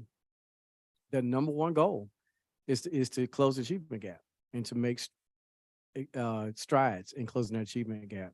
And so that means that everything else around their strategies is pointing that direction. The coaching that I received from our NEA, we've also made sure they are clear that as they're supporting us, that is a very, very much a top strategy. It's one of the reasons that we chose to hire actual parents to help us develop leadership in Black and Brown families and parents. We're building leaders, parent leaders. We know that there is great benefit in having affinity groups, a feeling of belonging, a feeling that your voice matters. And so part of the community schools part of this is making sure that the conditions are right, that every student that's doing the work in that school and every parent that's supporting their children feels heard, feels seen, and is a partner as far as breaking down barriers. And so that's something that when I look back at the last 3 years of our goals and objectives as a community school effort, that's the one that we really have to accelerate on. So we're putting so much more intentionality into supporting our Black and Brown students and their parents. Thank you. Thank you. Ms. Chavez, did you have any other questions or comments? No, I don't have any more. Thank you. Thank you. Mr. Sears. Thank you. I think a lot's been said, and in the interest of time, I want to give you kind of more of a heartfelt response and note of appreciation, and just say thank you for the tremendous partnership, but more so thank you for being aggressive in your work. At least that's how it appears to me, being ambitious and doing it in such a partnership focused way. That matters a great deal, I know, to our staff, to our community, but thanks to you and the team for all that. Excuse me. Ms. Valladares. Thank you so much. I too want to thank you. I remember, DPS Foundation conversations before it started and celebrating with everyone when you were chosen, Megan. You had been in the spaces talking to a lot of folks. in other regards in terms of grassroots and, schools. And so it was really something to celebrate. And I remember some of those earlier conversations were about parent leadership and organizing, and you stay true to that. Supporting leadership of parents, ambassadors, that is something to celebrate. And I love that. As somebody who also served in the Innovation and Equity Committee, starting with amazing folks like Matt Hickson, shout out to Matt, and Dr. Bullock, of course, and Stephen Mullaney. There's so many like names in terms of like how, that Innovation Committee, we met regularly. And then one of the things at the offshoot was the, not an offshoot, but kind of like what was generated was also the language access, language justice, which is also a conversation that has been happening all along. So on those lines, I do just have a question. And the question for me is that I see so many players, so many activists in language access, language justice and language access, that it's something that is definitely very important to have those folks who have been continually advocating for this. But when it comes to DPS, the Multilingual Resource Center, that is the conversation. How do we continue to work with one of your board members, as part of a cooperative of interpretation? And I know that a lot of the work with DPS Foundation has been also to leverage that connection with Tilde to support, PTAs, to support our schools with language access. When it comes to our work of building capacity and being able to support MRC, you definitely supported MRC in the beginning years, and I haven't seen that consistent thing in the last 2 years. And I'm wondering, is there any plan to continue to kind of toe those two lines between supporting a cooperative that does language access and does training that is very beneficial, but also making sure we don't continue to build within DPS's infrastructure, for example, opportunities for teachers to go to Durham Tech and get certified. And not just MRC staff. I'm talking about like in DPS, I want everybody on Duolingo. I hope y'all hear me. Everybody should be doing Duolingo. But besides that free resource, just if there's any school that, for example, identifies that they only have one person in the building, like consistently, not Tilde comes in and leaves, but who stays in the building, right? Like they only have one person and that person is being stretched all over. I'm wondering if there's any way that maybe another teacher has been doing Duolingo, for example, and wants to go to Durham Tech and get the resource and get, the certifications and just do that professional development. Is that something that you have plans for? I appreciate you lifting that up, because and we've talked about the language access and language justice work is really important to us. We absolutely agree that that's a huge priority for our district. And so it's a huge priority for us. We spent a lot of the last 6-8 months when we were asking ourselves that question, what can that district level support look like? And we continue to provide school level support around that and grants around that. We have been focused a lot on we became aware very early that we did not have an approach around language justice and language access as an organization. And we wanted to really work on shoring that up and training our people and building our capacity to understand that work and to be able to live it more before we were going out and more advocating for more of it. So some of that has been a lot of our internal work to build all of our we've been doing a lot of training and building in our vision for an internal vision and an external vision around what language access and language justice looks like and how we can live into that more as an organization. It's still a huge growth area, but we're making a lot of progress internally. So that's part of where we've been, and that's always a push-pull of internal versus external focus. We have had conversations in the past with Pablo Friedman about the training opportunities at Durham Tech. I still love that idea. I would love to pick that back up. I've also, had some conversations with Dr. Hardy and want to continue to have conversations with district leadership around there's so many needs. And so when we start getting, identifying more potential opportunities to support central office departments, how do we think about how to prioritize those?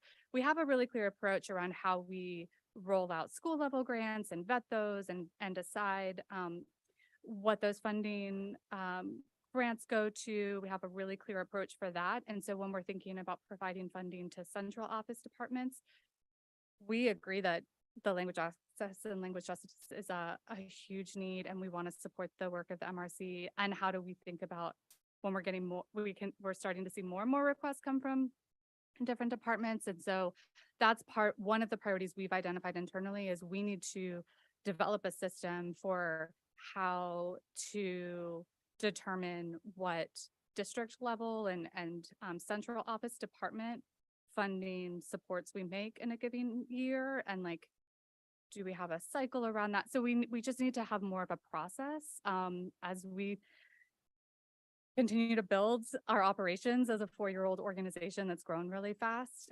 So that's where we are, and just trying to figure out how we make those determinations. But absolutely share that priority and would like to build more there. Thank you all. Thank you both for coming and for a great presentation. The materials are also included in our board packet, along with the impact statement and other items. So if folks in the community want to see them, they can. They're rich. We with provided a lot of reading material. A lot of reading material and a lot of really good resources. And that show the impact of your work, right? A lot of data points and things in there that show the impact of the work. So thank you. We are filled with gratitude and appreciation for what you do. Thank you for all of Thank your you all. leadership. Thanks. We're gonna move to the next item on our agenda, Operations Services, Murray Massenburg Elementary School GMP. Dr. Monk. Thank you and good evening, Board Chair, Superintendent, and board members. Tonight I'm joined by Mr. Fred Davis, who's going to give us a presentation for our final GMP for Murray Massenburg. Y'all can't hear me good? Okay, I'm sorry. Can y'all hear me better now? All right. I just wanted everybody to see the Aggie pride, that's all. As you recall, for the first GMP, Mr. Davis also did a presentation where we walked through some of the increase in both labor and supply costs that are associated with this project. We've since had another GMP that we passed on consent. And as promised, when we did the first presentation, we're back to give you an update on what the final cost of the project is and the work that he and his team did, along with the designer and the construction manager at risk to reduce some of those costs. So without further ado, I'll turn it over to Mr. Davis. Thank you, Dr. Monk. Good evening, board members, Chair Umstead, Dr. Mabinga, and administration. I'm Frederick Davis with Building Services, a part of the operations team. As Dr. Monk alluded to, I'm here to present you the final GMP for Murray Massenburg Elementary School. And coming off of the heels of the newest elementary school in over a decade, the excitement will continue on. And the comments that we received have been positive and invigorating. And so I can't say enough that we're really excited about this school. And I want to take a point of privilege to say that this is the first school under Dr. Mabinga's leadership that we've designed and constructed. And so in about 2 years, when you get into this space, you will see the strategic goals, the strategic plan of 21st century learning environments, and I'm sure that you will be pleased. Next slide, please. And so just to touch on what is a GMP, or guaranteed maximum price, as Dr. Monk alluded to. So all the costs, fees, permits are within the guaranteed maximum price. And if you remember, roughly a year ago, this delivery method is something that is also a first for Durham Public Schools. As traditionally, we do what we do, called as a design, then we put it out for public bid, and then it's constructed. Here, based on some of the things that have been happening in the market, we went through a negotiation with our CM firms that would, one, make sure that we had the best price, make sure that our minority participation was at the goal set by the county, and make sure that we had a building that was delivered on time. Next slide, please. And so we broke this up into 2 packages. One, given the state of the economy, we want to make sure that traditional items that have long lead times, such as HVAC, electrical, plumbing, as well as site utilities, were ordered in a timely fashion, again, to ensure that in August of 2024, this building is ready for the future of Durham Public Schools. Next slide, please.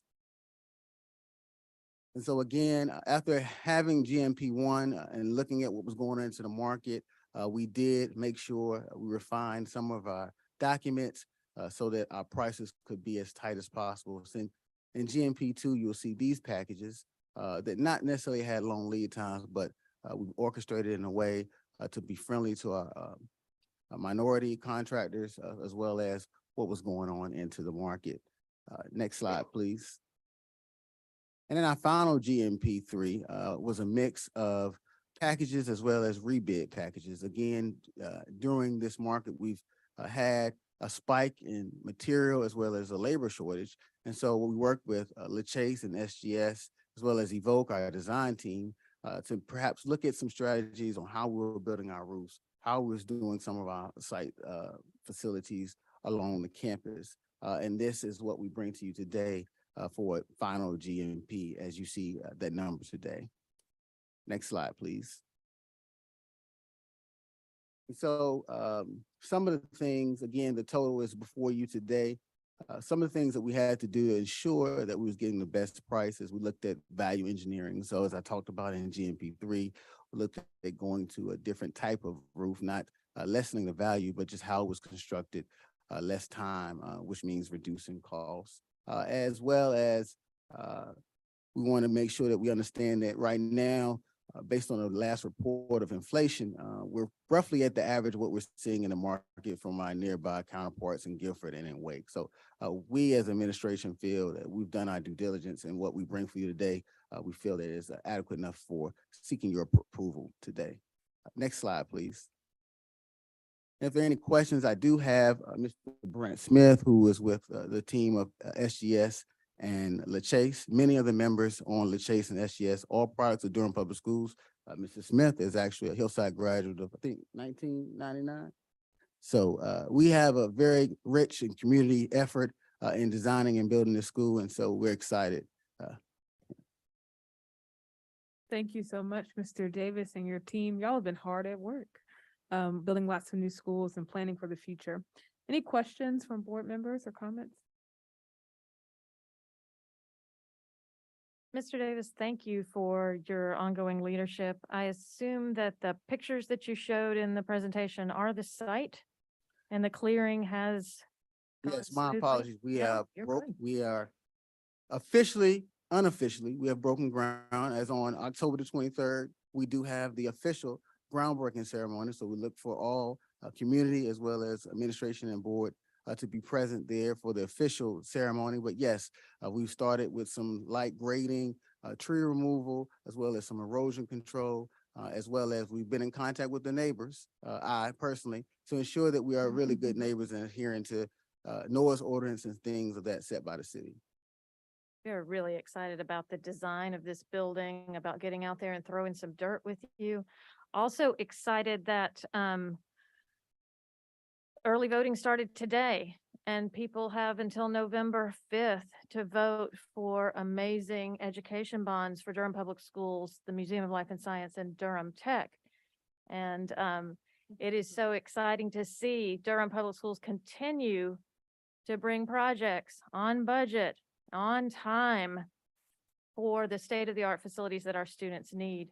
Because as soon as voters pass this one, and I am confident that they will, almost every political organization in town has supported this with resounding excitement, then we will go to the next list of projects, because we have so many schools that are showing wear, tear, and age, and our children deserve the best. And so we are so excited to have you all leading this important work on behalf of our students. I just wanted to celebrate the innovative project that this is, named after two amazing Durham innovative folks. So thank you so much.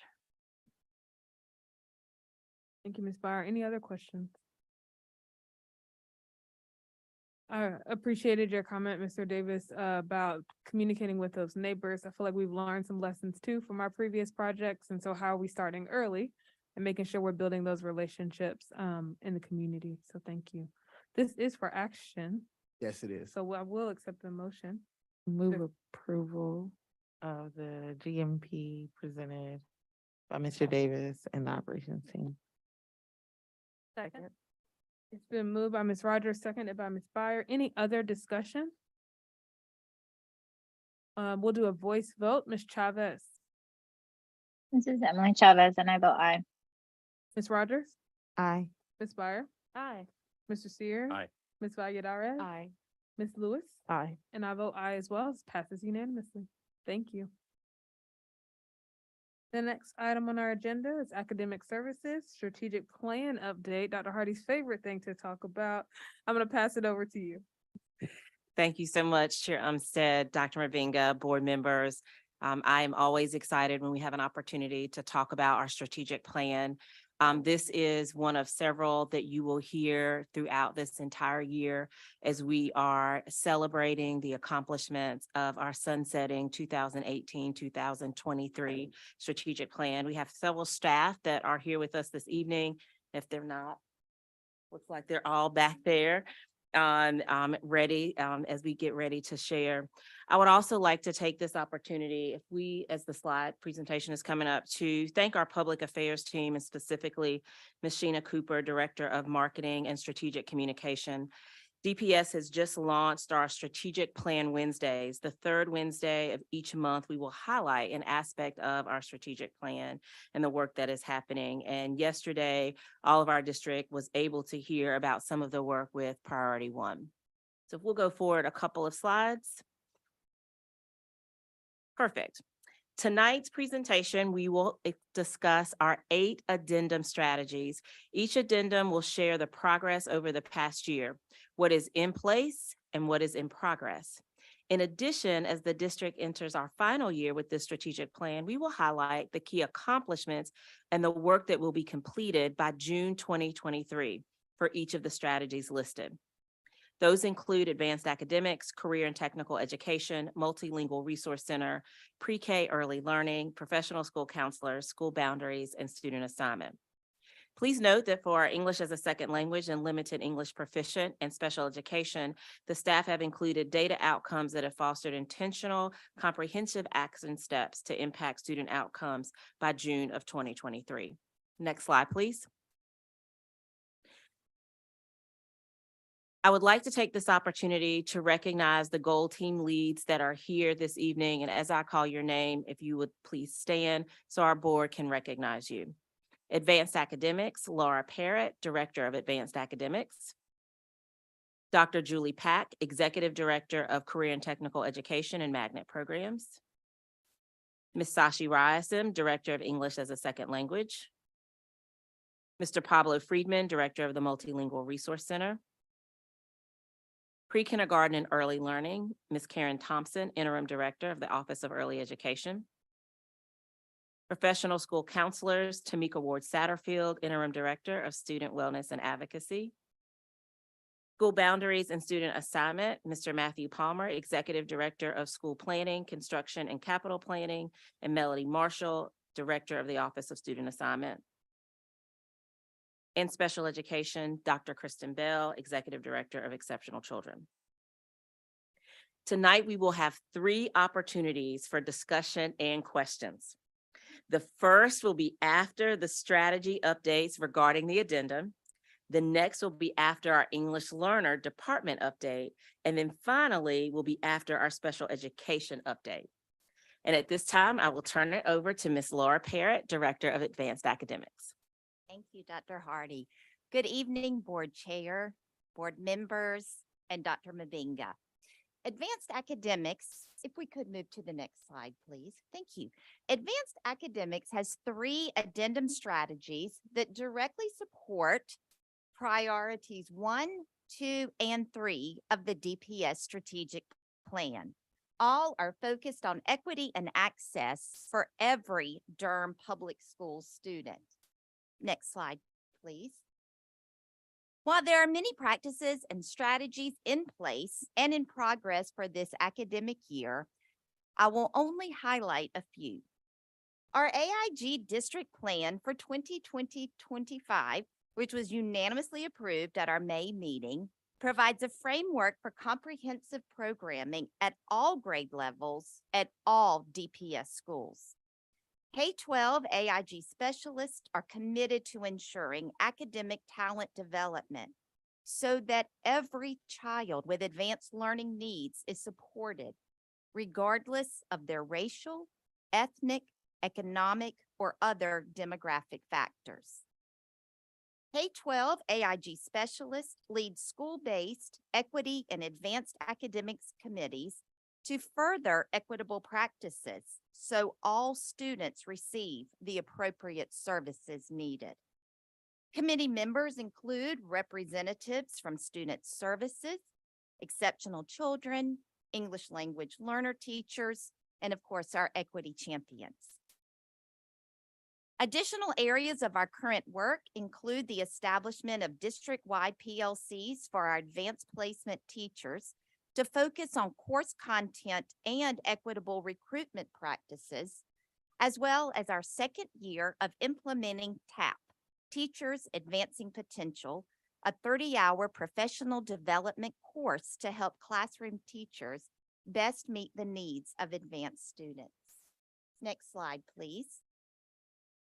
Aligning with the district's equity policy and the pillar of ensuring access and representation in advanced academic programming, our collaborative work with the Office of Equity Affairs and Student Services will continue to promote and monitor equitable access to advanced learning activities and opportunities. Some of the data points we monitor include achievement and participation rates by ethnicity in honors, advanced placement, international baccalaureate, and dual enrollment at the college level. One of the responsibilities of our AIG specialist is to review student placements to make sure any student with advanced learning needs is appropriately scheduled. Thank you to our Board of Education and district leaders for their continued support and advocacy for talent development opportunities, shifts in mindsets about advanced learners, and services that provide acceleration, extensions, and enrichment. At this time, I'll turn the presentation over to Dr. Julie Pack, Executive Director of CTE and Magnet Programs. Thank you, Ms. Parrott, and good evening, board members.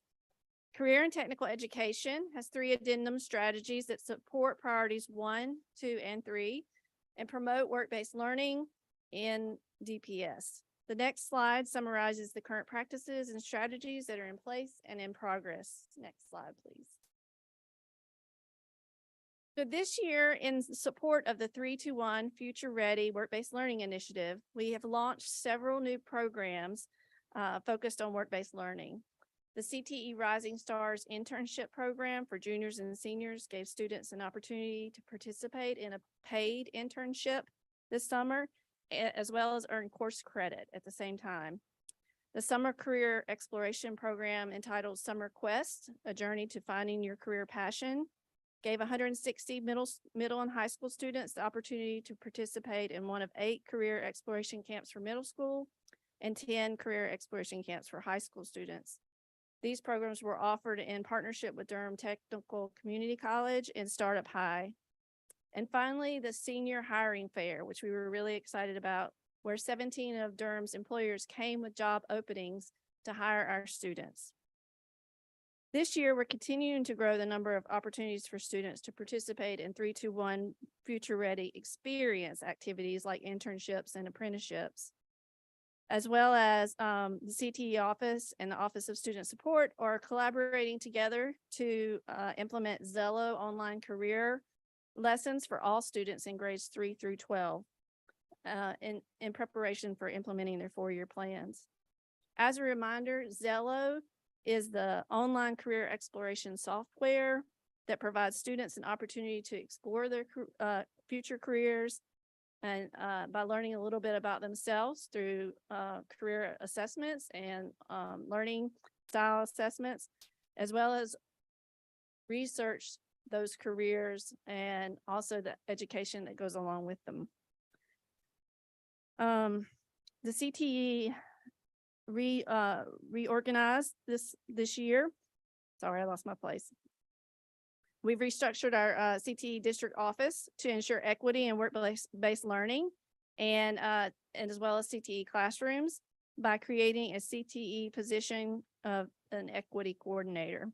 The equity coordinator position was created by repurposing a CTE district position to focus on the important work of making sure that our students who are considered special populations by the federal guidelines, like English learners, students with disabilities, students who are experiencing homelessness, students in foster care, and students with parents who are active military, have success in the classroom and in work-based learning activities.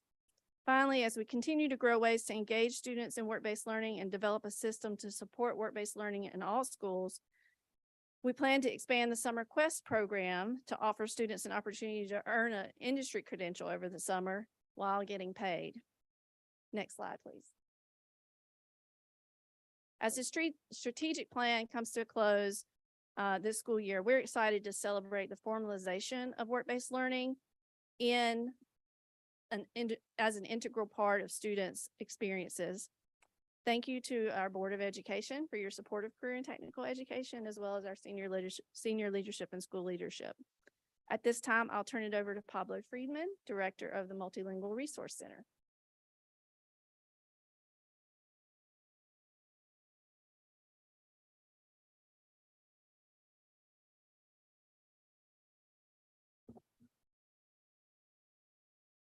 Good evening, Board of Education, Chair Umstead, Vice Chair Sears, Dr. Mbenga, Dr. Hardy, Dr. Stewart, as well as the millions of viewers watching us tonight. The Multilingual Resource Center has 4 strategies in support of priorities. Sorry. In support of strategies 1, 2, and 3 to improve supports and access by ensuring adequate Spanish language staffing levels, hiring interpreters, translators who speak languages other than Spanish, sponsoring staff who are interested in becoming interpreters, and lastly, increasing counseling resources. The next slide will summarize the current practices and strategies that are in place and in progress. Next slide, please. In partnership with the Office of Chief of Schools, thank you, Dr. Stewart, as well as the Office of Federal Programs and Community Engagement, thank you to Dr. Danner. The Multilingual Resource Center has started a 1-year pilot of talking points, and this pilot will impact over 9,000 students across 13 schools. And the purpose of talking points is to engage with families in their home language. And earlier tonight, there was a conversation about the foundation. The foundation provided seed funding for a lot of schools to purchase licenses for talking points, and we're trying to scale it now at a more systems level. So I'm super excited about this. As of the fall 22 semester, being this semester, 6 employees, including the folks that are interpreting tonight for this meeting, have graduated from Durham Technical Community College's Community Spanish Interpreter Public Certificate program. And as part of this sponsorship, Durham Public Schools pays the cost of tuition, fees, and books for full-time employees. And we're super excited about this. And then upon graduating, employees agree to serve as an interpreter for 18 months in Durham Public Schools. Lastly, we have relocated into a remodeled office space at the mini M. Fort Brown Staff Development Center. We're now located in the cafeteria. Come check us out. In terms of in progress, we are reviewing the analytics from over the phone interpretation from January through June of this year compared to that same period last year. And the number of minutes of interpretation in languages other than Spanish have more than quadrupled when we're looking year over year. Lastly, within the next few months, but no later than June of next year, we will unify all our processes across all our teams. So any employee in the school system can seamlessly request any interpretation or translation services. 3 out of the 4 teams are there. We're working on 1 more, and hopefully that'll be rolled out pretty soon. Next slide, I'll highlight the key accomplishments and work that will be completed by June of next year. So when we're talking about adequate Spanish language staffing levels, since the MRC was created in January of 2019, 4 net additional full-time positions have been added. I touched on the other point, the other side, so I'm not going to talk about in this one. In terms of hiring interpreters, translators who speak a language other than English or Spanish, I referenced some of this stuff in the earlier side, so I'm not going to get in detail here. In terms of sponsoring staff, I mentioned we have 6 folks that have graduated. By June of next year, we'll have another to bring our total to 8 that we have sponsored, thanks to our great partnership with Durham Technical Community College. Really great program that I can't speak enough about it. Last but not least, on counseling resources, Durham Public Schools, through the Office of Student Support Services, continues on collaborating on co-located mental health services with the U.S. Committee for Refugees and Immigrants, and so that's great. Next up, we'll have Karen Thompson, the Director of Early Education.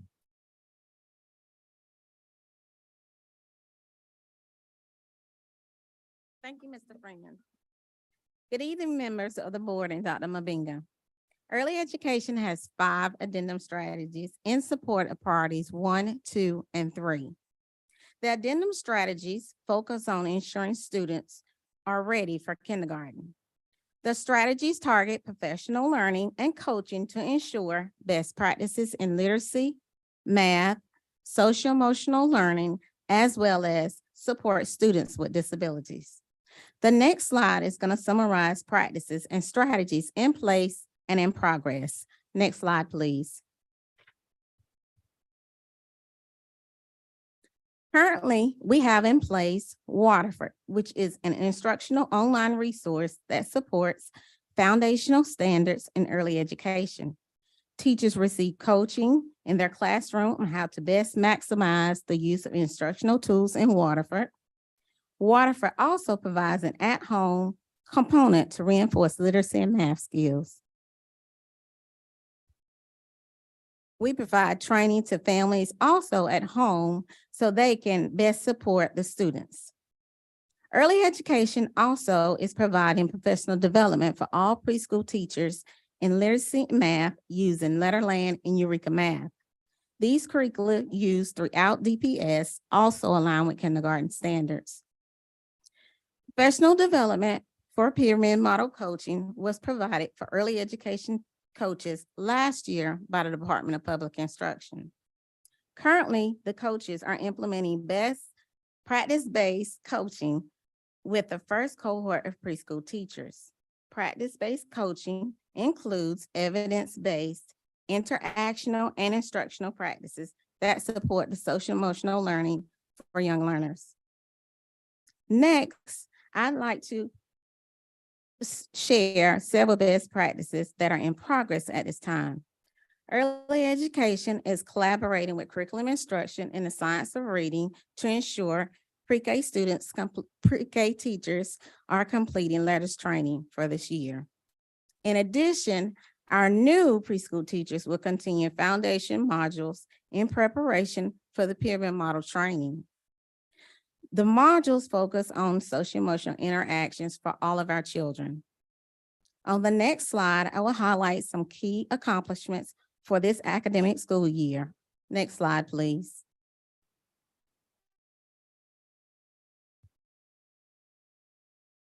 As our current strategic plan comes to a close this year, early education will continue professional development in math using Eureka Math and in literacy using Letterland. Also, we will continue to provide professional development in Waterford, letters, the pyramid model, data collection, and goal writing. Also, preschool coaches will have conducted classroom observations, provided specific feedback, and modeled instructional best practices in literacy and math. In addition, the first cohort of preschool teachers will have received in-depth coaching and assessment in teaching the pyramid observational tool. Implementation is going to continue throughout the school year. Thank you to our board, district leaders for your continued support for early education. At this time, I'm going to turn the presentation over to Ms. Tamika Ward Satterfield, Interim Director of Student Wellness and Advocacy. Next slide.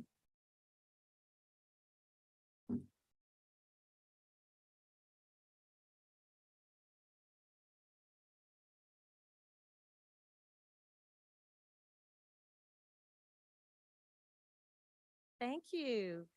Good evening to our Board of Education and Dr. Mabinga. Oh, close. Okay. All right. Is that better? All right. It is a pleasure to be with you to discuss these 3 addendum strategies impacting professional school counselors that support priorities 1, 2, and 3. Next slide, please.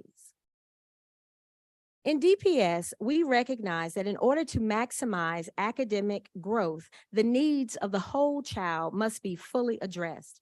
Our professional school counselors are a vital part of that work and provide leadership in schools to address that goal. We are pleased to celebrate the following accomplishments. To ensure that we have highly qualified school counselors ready and willing to be hired upon completion of their educational programs, we are strengthening our partnerships with several local universities.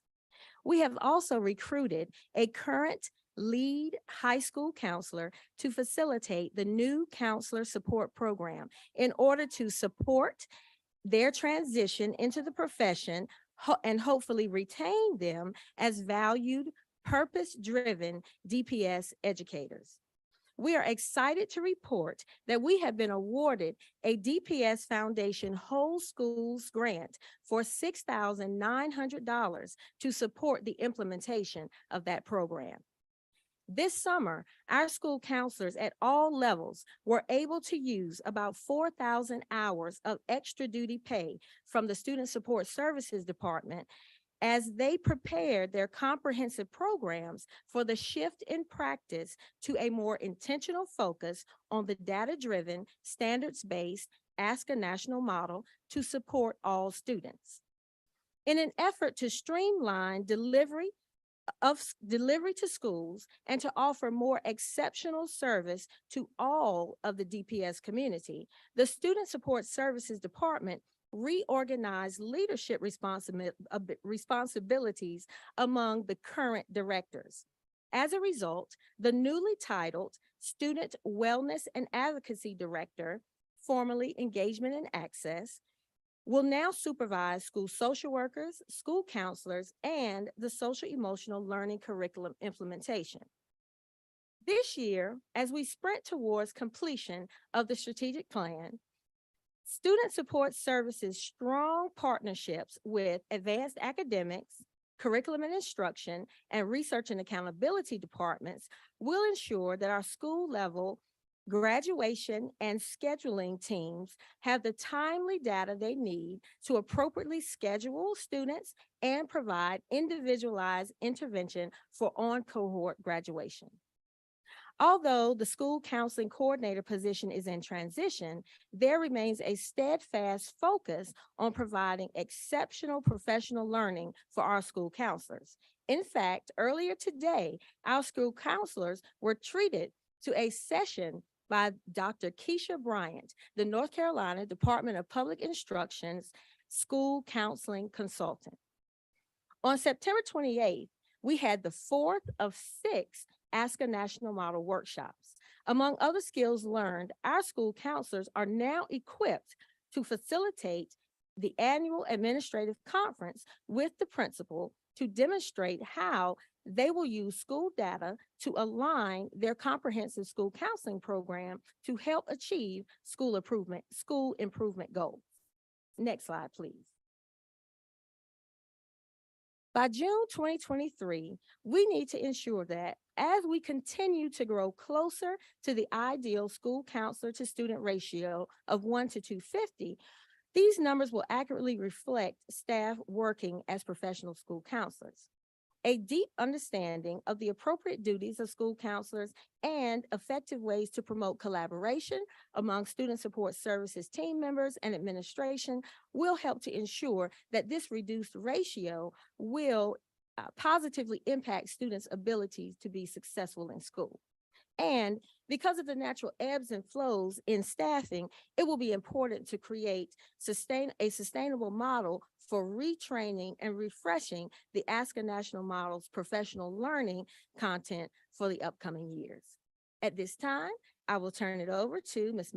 Melody Marshall, Director of Student Assignment.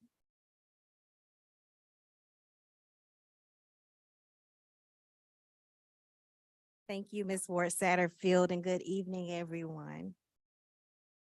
School boundaries and student assignment is aligned with priorities 2, 4, and 5, and has 4 addendum strategies that support the work. In the next slides, we will summarize the current practices and strategies that are in place and in progress. And we will also identify some key accomplishments to be completed by the end of this current academic school year. Next slide, please. So as you know, Durham Public Schools has implemented the Growing Together initiative, which is an integrated plan designed to balance programming, policies, and geographic boundaries equitably across our district. We have completed an evaluation of existing Durham Public School systems of school choice and student assignment, which was used to inform the Board of Education adoption of the revisions of Policy 4150, our student assignment policy, and elementary school boundaries to be implemented in the 24-25 school year. We also celebrate the opening of our newest school, Lions Farm Elementary, which alleviated overcrowding at both Creekside Elementary and Parkwood Elementary. At this time, we are well underway with the implementation of the Growing Together initiative, including the alignment of our pre-K and EC special program classes, the current work of the implementation and rules development work groups for our elementary schools, and the launching of our secondary programs phase of Growing Together. Also, we, along with our community, are so very excited about the active construction of the new Northern High School campus. Next slide, please. We are so pleased to share with you the work of the school boundaries and student assignment addendum strategies, but would like to highlight some of our key accomplishments, which include, again, the construction of the new Northern High School, the successful inaugural year, that was a fun word to say, at 9 o'clock, the successful inaugural year of Lions Farm Elementary School, the approval of the 10-year capital improvement plan that prioritizes the renovation of 6 elementary school campuses, the construction of Murray Massenburg Elementary, and prioritizing a new campus for Durham School of the Arts. And of course, we are very excited about the completion of the Growing Together initiative with implementation in the 24-25 school year. And with that, I will hand the presentation back to Dr. Hardy. Thank you so much, Ms. Marshall, and to all of our staff. We have reached our first opportunity for discussion and questions. And we know that upcoming, we will have department updates from our English Learners Department and Special Education. So we'll do those questions and discussion after those sections. So this time we have questions regarding advanced academics, career and technical education, the Multilingual Resource Center, early learning, professional school counselors, and school boundaries and student assignment. Thank you, Dr. Hardy. Ms. Lewis?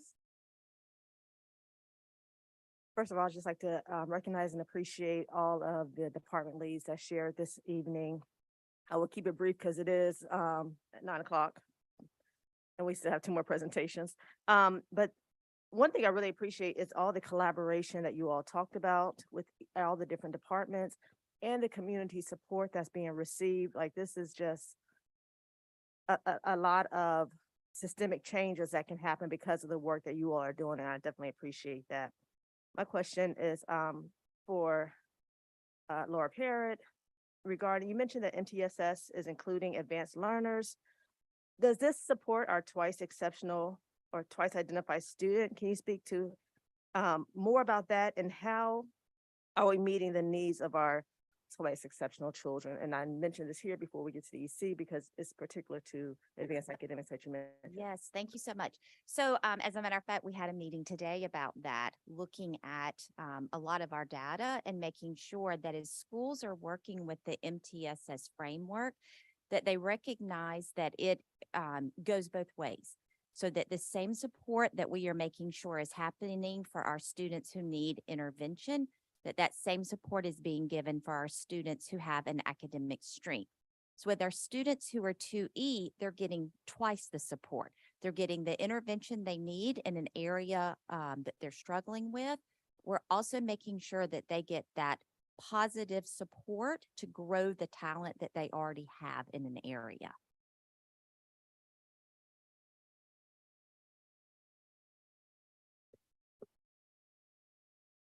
How are we meeting the needs of our twice exceptional identified regarding training, support, identification for that? I'm sorry. Yes, absolutely. So our twice exceptional students have both an IEP and a DEP.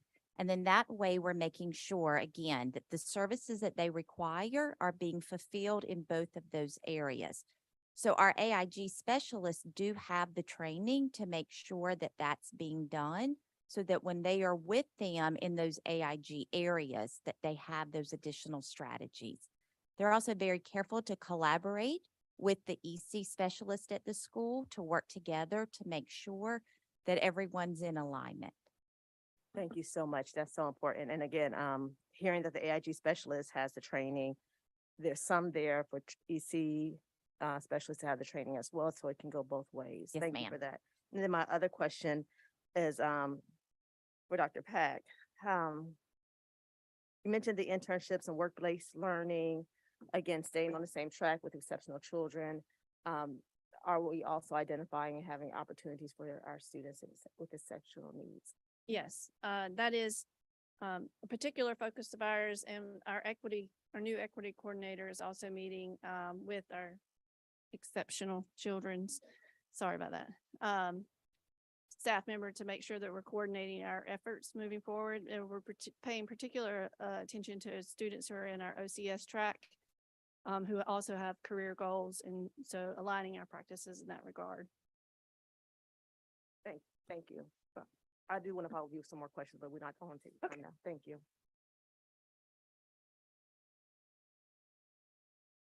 Ms. Rogers. So I could ask a whole lot of things, but I guess my question that's coming to me right now is going to be for Ms. Marshall in regards to the work with school boundaries and student assignment. Under this current strategic plan, we have seen a really great interest and increase in parent engagement and community involvement. And I would like to talk about the techniques and things that we're using that are going to continue to keep parents engaged, particularly as we are seeing communities rebuilt based on the regions. So I will also invite, I look to we have a strong partnership with our public affairs office, but I also I can speak to the process that we are currently in with the rules development. And so we are currently excited about the next steps. We have started the development work groups, advisory work groups, and early in November, we will begin our regional work groups. We've had over 200 families express interest in our regional work group. So we're really excited about this next phase, but I will also invite my colleagues in the Growing Together initiative to speak to your question as well.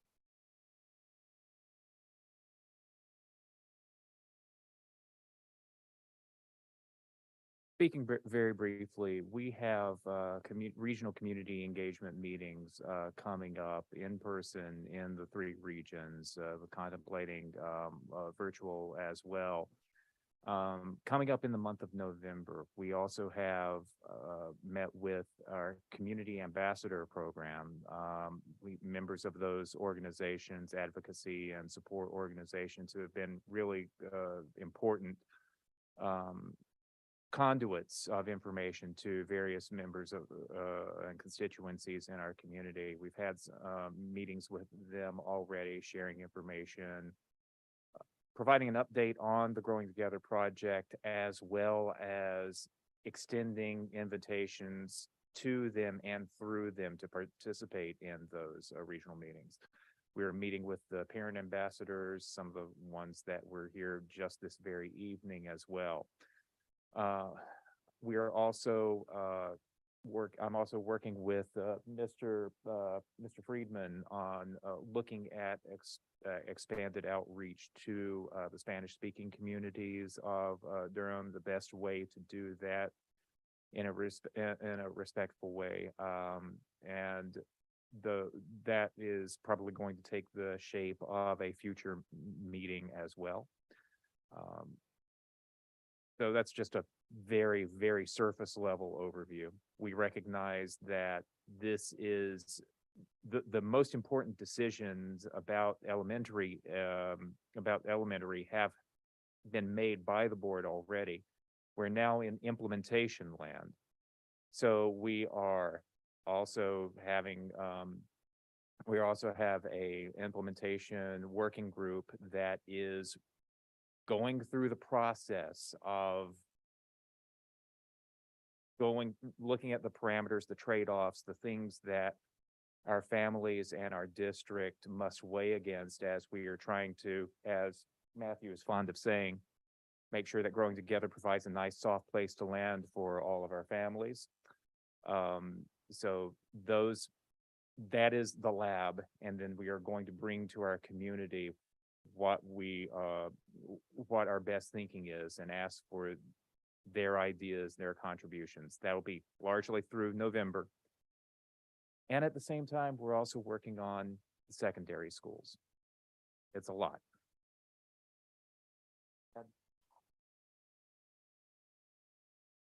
Thank you. I think that I would ask that we are attentive to the structures that are already in place and making sure we're not just having thinking sessions and more social support so that we are actually bringing these communities together and encouraging them to work together as the lines are shifting. Understood. Ms. Byer?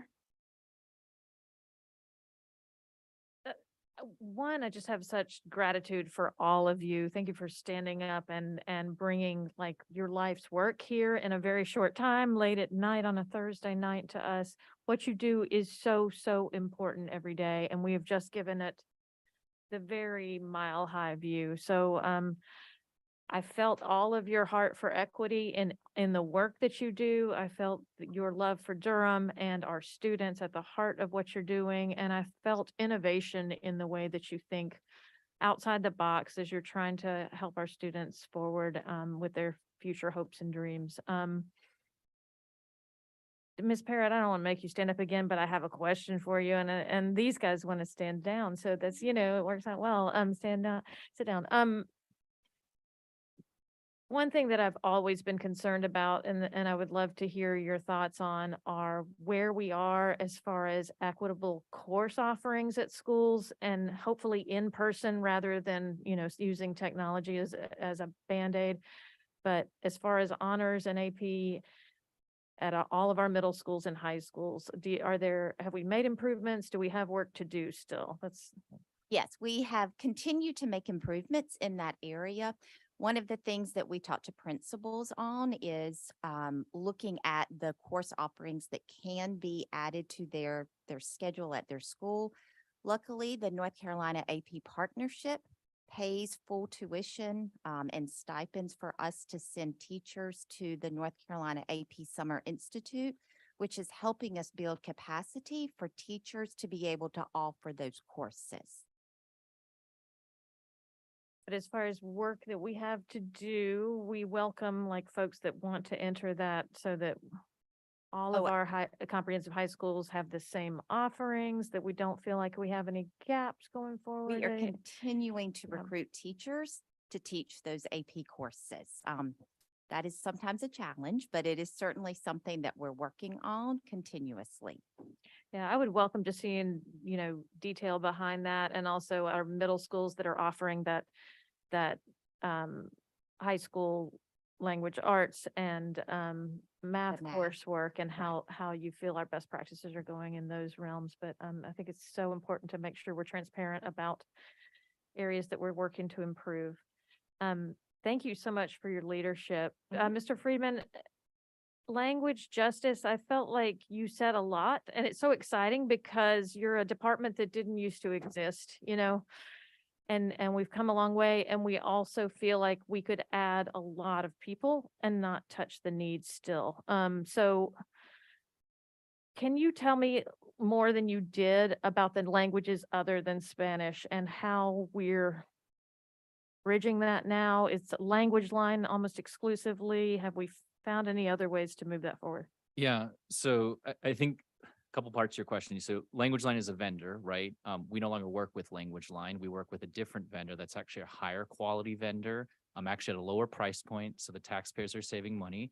Language Line is a large vendor that often bids to a lot of government agencies, and so they have a lot of contracts and they're really turnkey, and so a lot of government agencies work with them. One of the first things I did was everything had been decentralized, and I wanted to centralize it so I could have some quality control. One of the things that we realized is our Language Line as a vendor, with our Arabic interpreters, they kept dropping, right? And that was just not acceptable when you consider that Arabic is the most spoken language after Spanish. Additionally, they didn't provide support for some of our less spoken languages in Durham Public Schools. So I'll give you an example, Rohingya. They didn't provide an interpretation of Rohingya. We have a handful of Rohingya speakers in Durham Public Schools. And so I made the decision to look at other options. And now we have a different company. They actually have offices here in RTP. My counterpart in Boston Public Schools, we used to work with them, got a great recommendation. I said, we're going to move forward. And I'm really pleased with where we're at. So just to give an example on that. In terms of volume, the number of minutes, so a large amount of our interpretation services are provided telephonically. We do some in person depending on the request. Like, for example, the Office of Early Education does evaluations for 4-year-olds. We will often provide an in-person interpreter for that.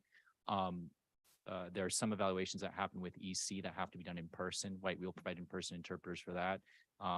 But in terms of the volume, it's more than quadrupled when I look at like a 6-month benchmark from 2022 to 2021. You asked about language justice. That can be oftentimes a big word. I'm not sure specifically what you're referring to, but I'm happy to answer any questions. No, I think of it as an umbrella. And I think it's great to know that Language Line is a proprietary product and you've moved to a different vendor. And that there are times that we're doing in person. I would still love for us, I think, to welcome hiring or looking to partner with the city, the county, somebody corporately that also can help share the cost so that we have in person as much as possible to make that a high quality in-person experience for our families. So, and I would look to know kind of budget wise from all of you what your dream is, but I don't think we have time for that tonight. But thank you so much. And on the realm of counseling, I feel bad making you all pop up here, but since we do have you, can you speak some to, as we struggle and try to vision us forward about the resources that we have and our counselors have and the training they have for LGBTQ students to begin with? Like, is that something that we have a foundation in and then we need more? Is that fair? Yes, that's a great question. Thank you. So definitely, I think foundation and we need more. So at the end of the spring, I worked with Dr. Bullock's office to help revise a presentation. He and I made that presentation to all of our student support services staff. So social workers, counselors, student success coaches, all of the folks in that realm. And that was maybe May-ish. So that was round one. And we're hoping to build on that. So we have been continuing to have conversations with the LGBTQ Center of Durham to try to build on what that next phase of the presentation will look like. So we're excited about where we're going next. Thank you. Ms. Valladares. Thank you so much. So many great questions. I do have one about the Multilingual Resource Center in terms of process. As I think about Durham and some of the challenges that we face in Durham, emergency response. I want to know more about your process. I know you're going to centralize it, you're going to standardize it, but what is the existing process? And do you know of any ways that process has been cumbersome in any way, especially with regards to emergencies or with regards, how do you handle an emergency, knowing that you don't have the full capacity in your department? Yeah, so we work very, very closely with public affairs. There's a protocol in place whenever there's an emergency, right? So like in terms from the principal level, in terms of principal supervisors and then public affairs. And so we work hand in hand with public affairs for any communication that is necessary, right? I think if I look back on the past, I'm reflective, right? I think where we have had an opportunity is when that process wasn't followed, right? And so things just are flying out there. And so we find about it through secondhand. But when that process is followed, everything is done in Spanish, right? Like there've been multiple moments when, I've gotten up at 5 a.m. or we're late up at night. So as long as the process is being followed, I mean, we're constantly in communication. We make sure that communication happens, right? And just to be clear and specific, that is happening both in English and in Spanish, right? And then if it's other languages that we identify, we will make sure we provide those supports, as I referenced earlier through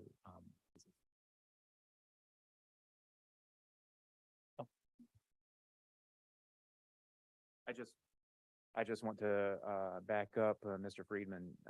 He and his office have been supremely responsive, and I have a very few people on my favorites list on my phone, and Pablo is one of them because we have to be in regular communication with each other. And I will agree with Pablo that sometimes in a crisis, sometimes somebody will skip a step, and those are usually the times when delayed communication happens in Spanish because somebody felt like that they had it handled themselves. We have a process. Pablo's team, not just Pablo, but his entire team are supremely responsive.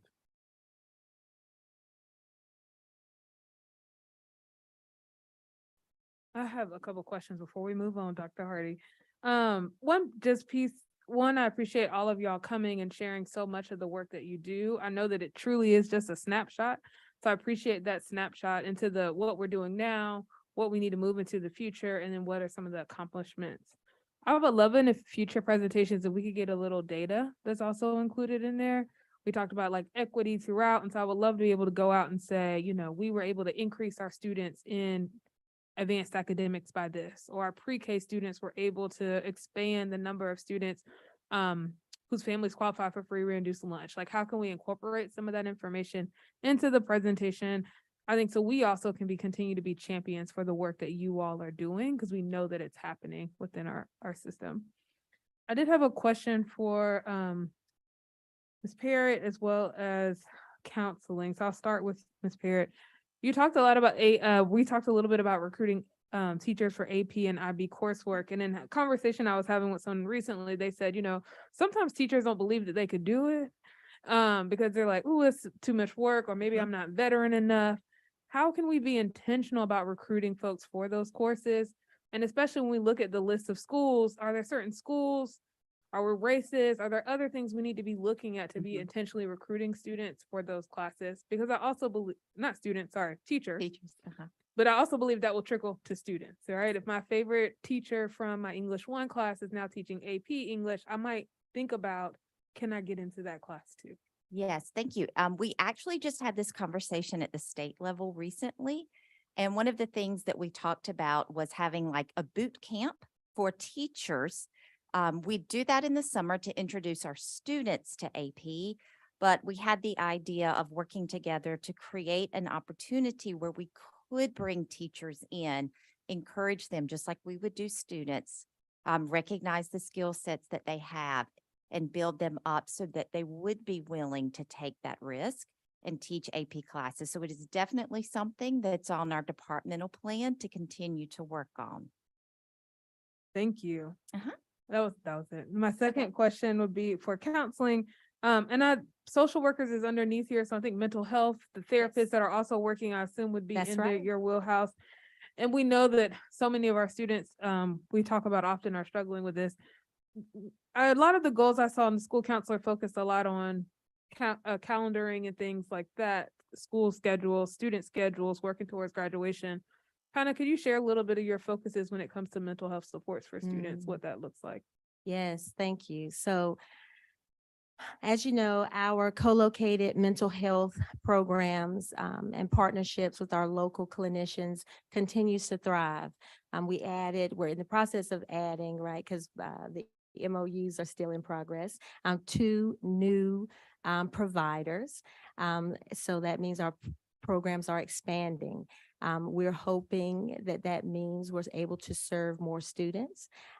We are also partnering with our McKinney-Vento office to be able to intentionally set aside grant-funded monies to dedicate to serving that particular group of students, to focus on, are they truly able to, we remove some barriers from them so that they can access school fully.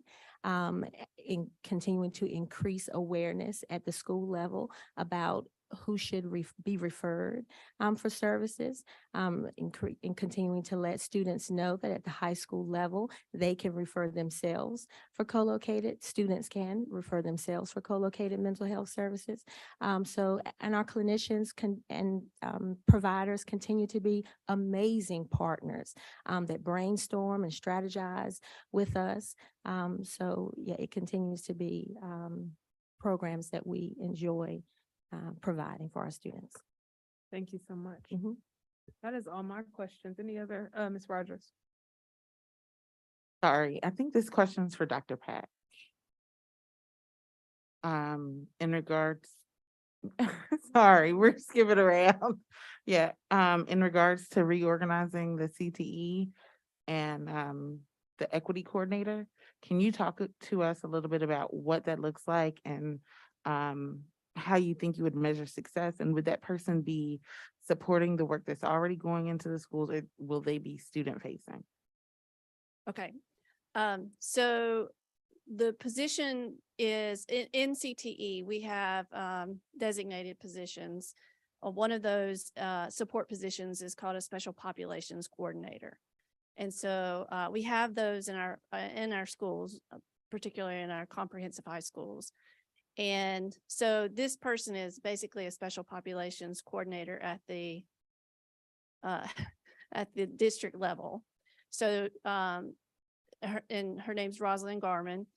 She was supporting career development and has a passion for equity and was a great fit to move into that position. And so it is both student facing, teacher supporting, well, more than both, there's more than two things, but student facing, teacher supporting, and also working with our community to make sure that we remove the barriers for those special population students. So students who are experiencing homelessness, who English as a second language, students with disabilities, students in our foster care system, parenting youth, and our students with active military, parents of active military.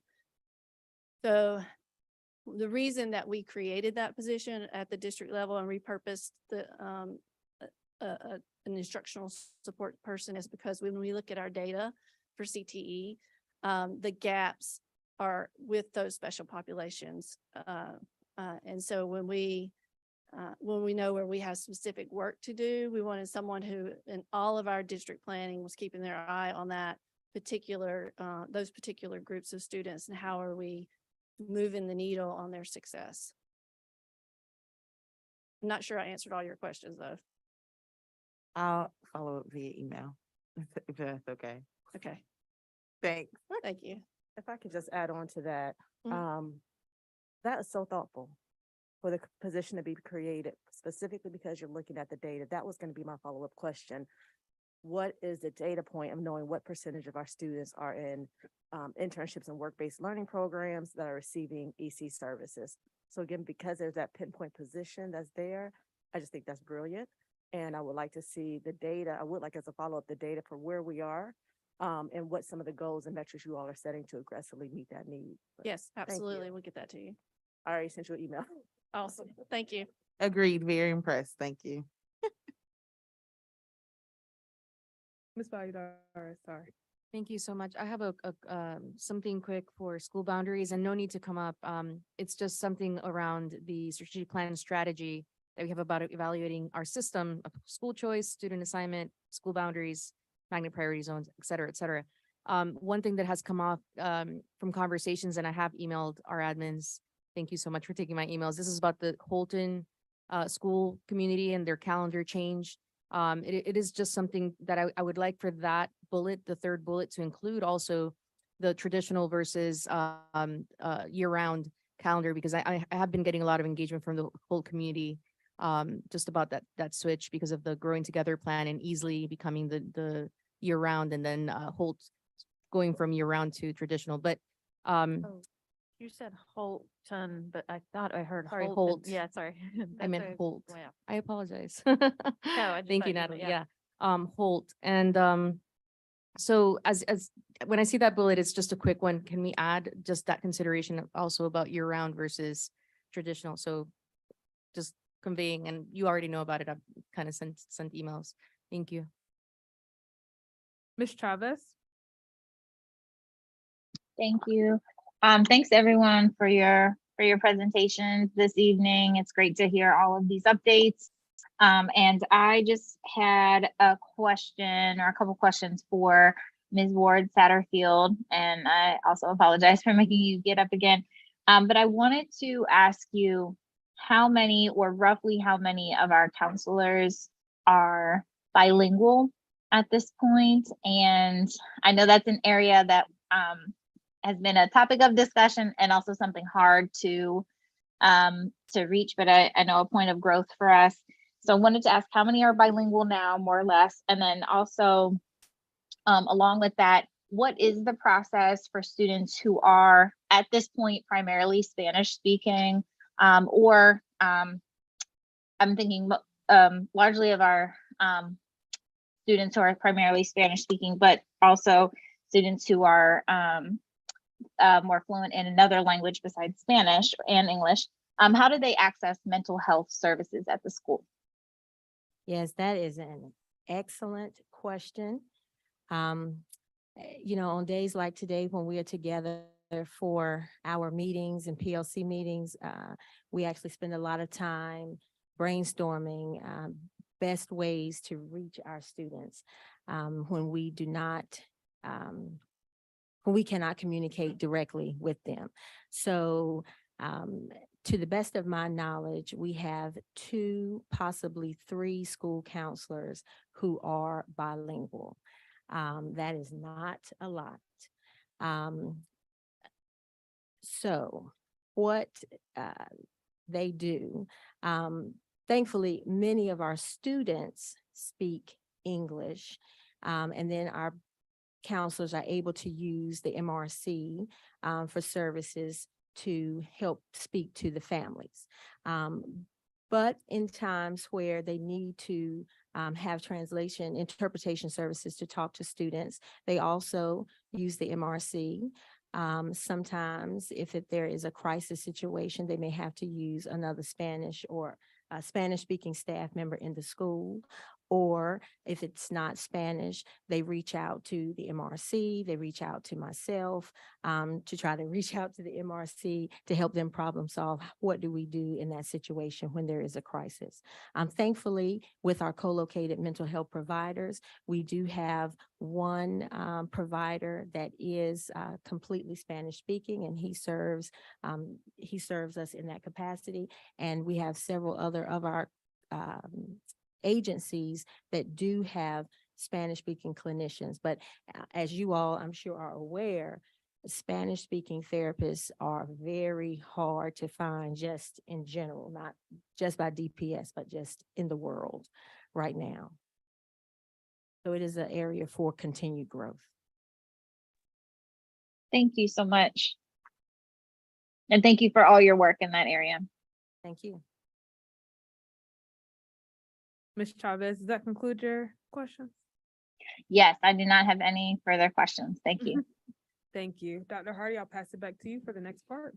Thank you. If we can pull up the presentation again, and if Ms. Ryerson can come forward, the next section will give us an opportunity to dig deeper into our English Learners Department. The intentionality is for us to provide a brief overview, not only of the addendum strategies and our progress toward those addendum strategies, but also insight into terms of staffing, enrollment, an overview of our achievement data, as well as provide to you some of our specific responses. What is the district doing to support these programs and services? How are the schools supporting our students? And how are we ensuring that we're meeting the needs of the students that are served in this program? This time, I'll turn it over to Ms. Ryerson. Thank you, Dr. Hardy. Good evening, Dr. Mabenga, members of the board.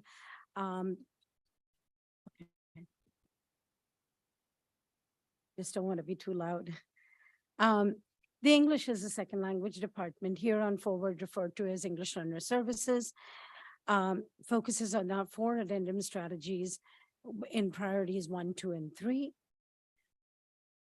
For the duration of the strategic plan that closes out in 2023, we made a commitment to to increase our newcomer support for elementary and middle schools with sheltered instruction, and to have professional learning, which would build capacity among our gen ed teachers in the instructional arena and with our other school staff for scheduling purposes, all aimed toward increasing our English learner progress targets and our resources that are aligned to the same purpose.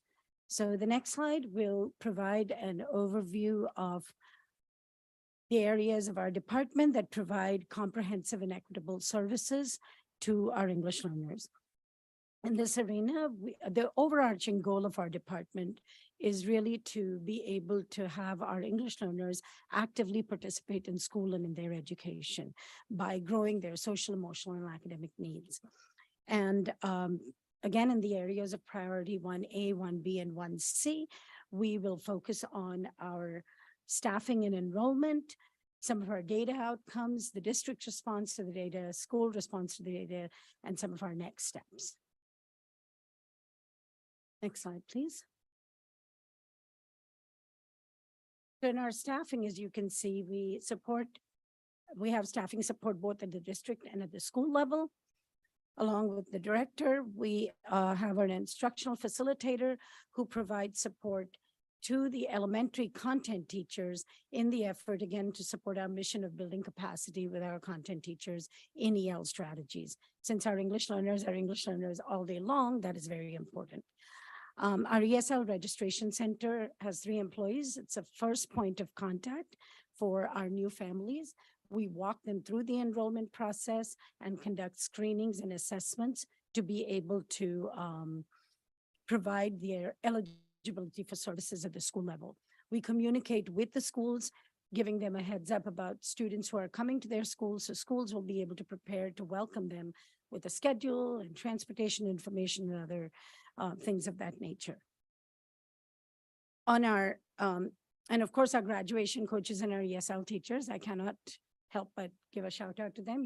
You met one of them this evening who was honored, and that is the work of the heart and the commitment from this department that every single individual emulates, really. On the next side of the chart, you'll see our 21 and 2022 numbers for enrollment and our English learner headcount. And both these numbers were pulled at October 1 of each of these years. Could you go back a slide? Sorry. Next slide, please. The yellow, I know it's not time for questions, but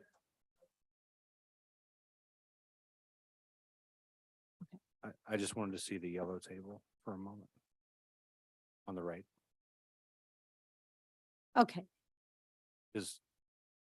What's the difference between enrollment and headcount? So the enrollment is new students who come every year, you know. Okay. Okay, thank you. Summer and ongoing. Got it. And the head count includes all English learners who've been here before and new ones. Thank you. Thank you. Next slide, please. So the next few slides will show you different data points. The first one, can you go back a slide, please, Mr. Southard?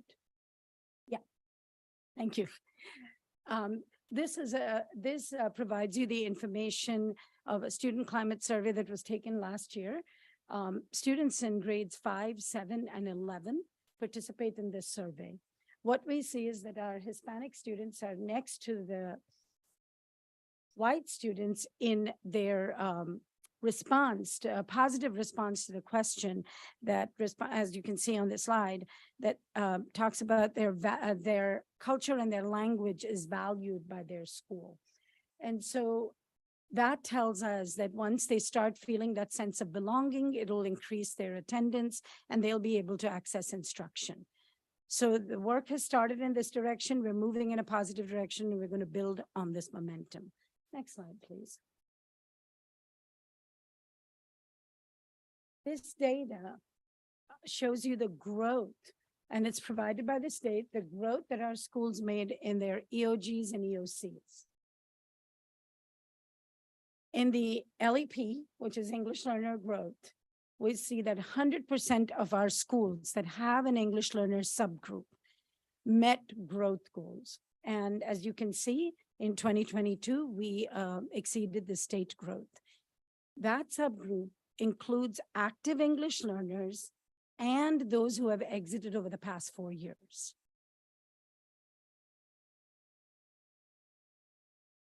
But we have work to do in the area of building proficiency. So our next slide, please. This is all about English learner progress. Access is our annual assessment that is taken in language proficiency, and every student who is identified as an English learner is required to take it. Historically, just giving you some background, historically, this data used to be reported at the district level. And then after ESSA, it started becoming part of a school accountability model. In addition, in 2020, WIDA, which is the consortium that North Carolina State belongs to, changed our standards because the students who were exiting were not making progress and proficiency on their state standardized tests. So they aligned the standards to state content standards. And so in 2022 and 21-22, North Carolina State was building that alignment between content and ELD standards, English language development standards. And this year is the year of full implementation.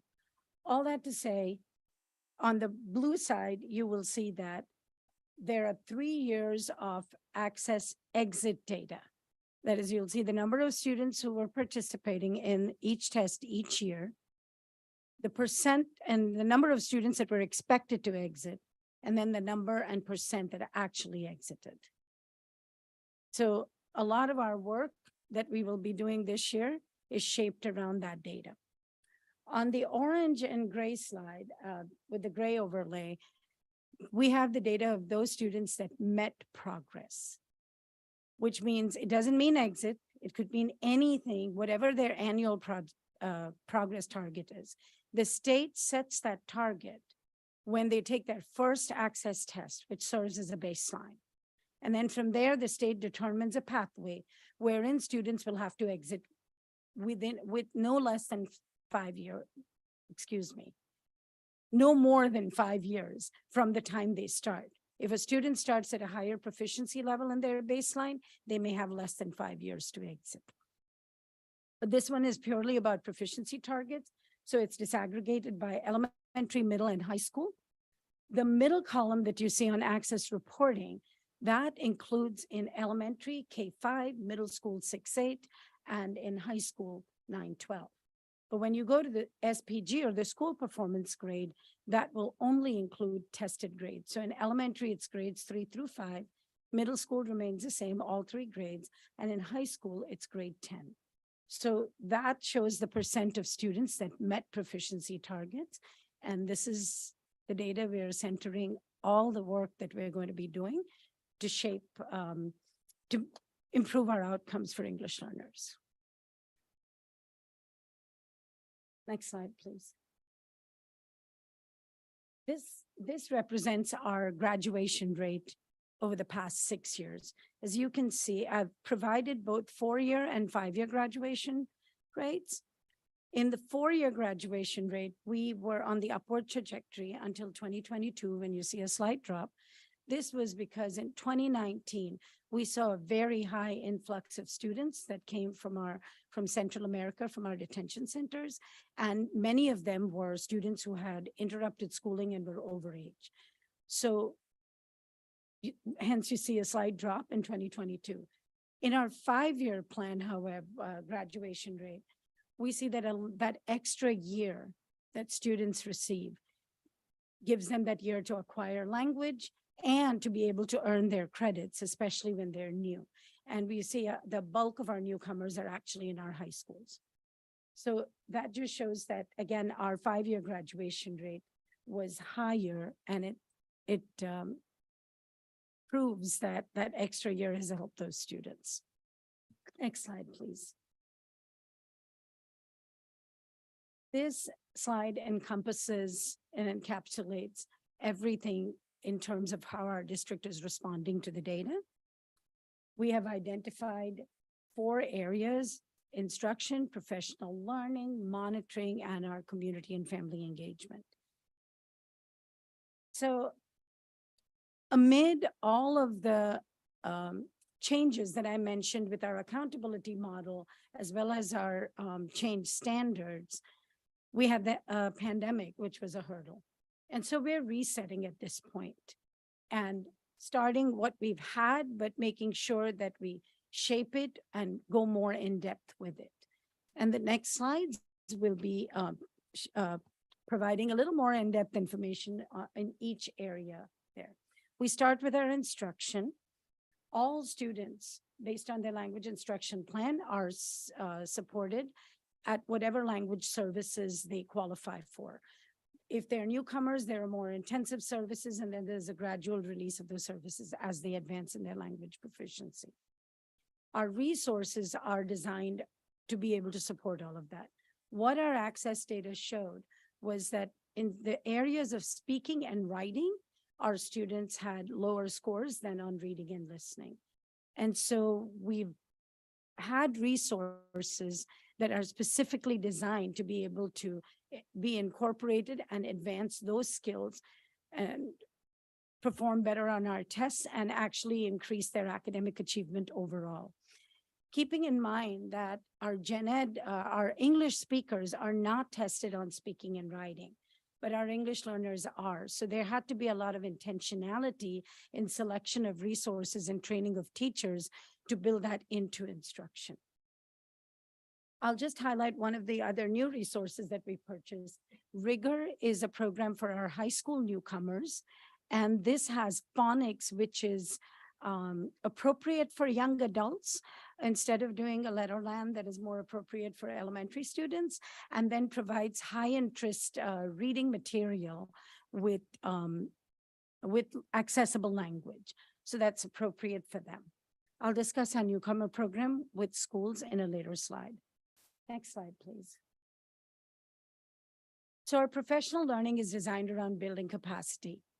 It's ESL teachers have their strategies and that expertise, which we would like. Our English learners are English learners all day long. And like I've said earlier, we approach all of this with an asset-based lens. They come to us speaking other languages, come from other cultures, and we have the power to teach them English. And so we want to make sure that all our teachers feel empowered toward that. So this year, we started the year with a very robust training for all our principals, central service leaders, assistant principals, ESL teachers, and our PLCs with the gen ed teachers on training them on understanding the nuances of their EL progress data. And that data is going to drive them, to drive their instruction, to provide differentiation in the classroom. And with that comes what we call, actually, they're called by WIDA can-do descriptors, because we take that can-do attitude toward a student's learning. Next slide, please. So in order to measure the effectiveness of our instructional material and our professional development and our training, monitoring is key. And for monitoring individual students, we have English learner plans, which have to be issued at the beginning in the first 30 days of school to their content teachers to be able to understand their data and differentiate instruction.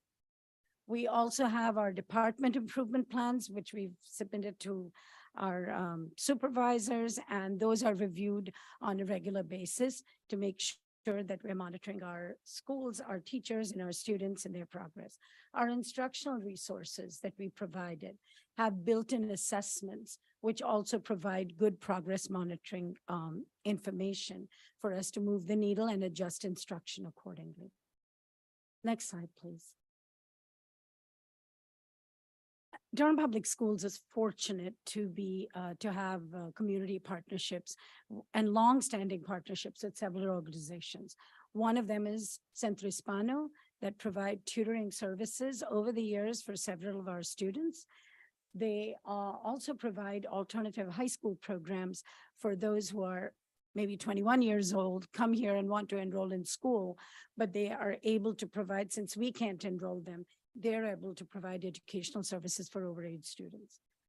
With the World Relief Durham has been a longstanding partner as well. They provide tutoring services built into the school day where they visit their students at school.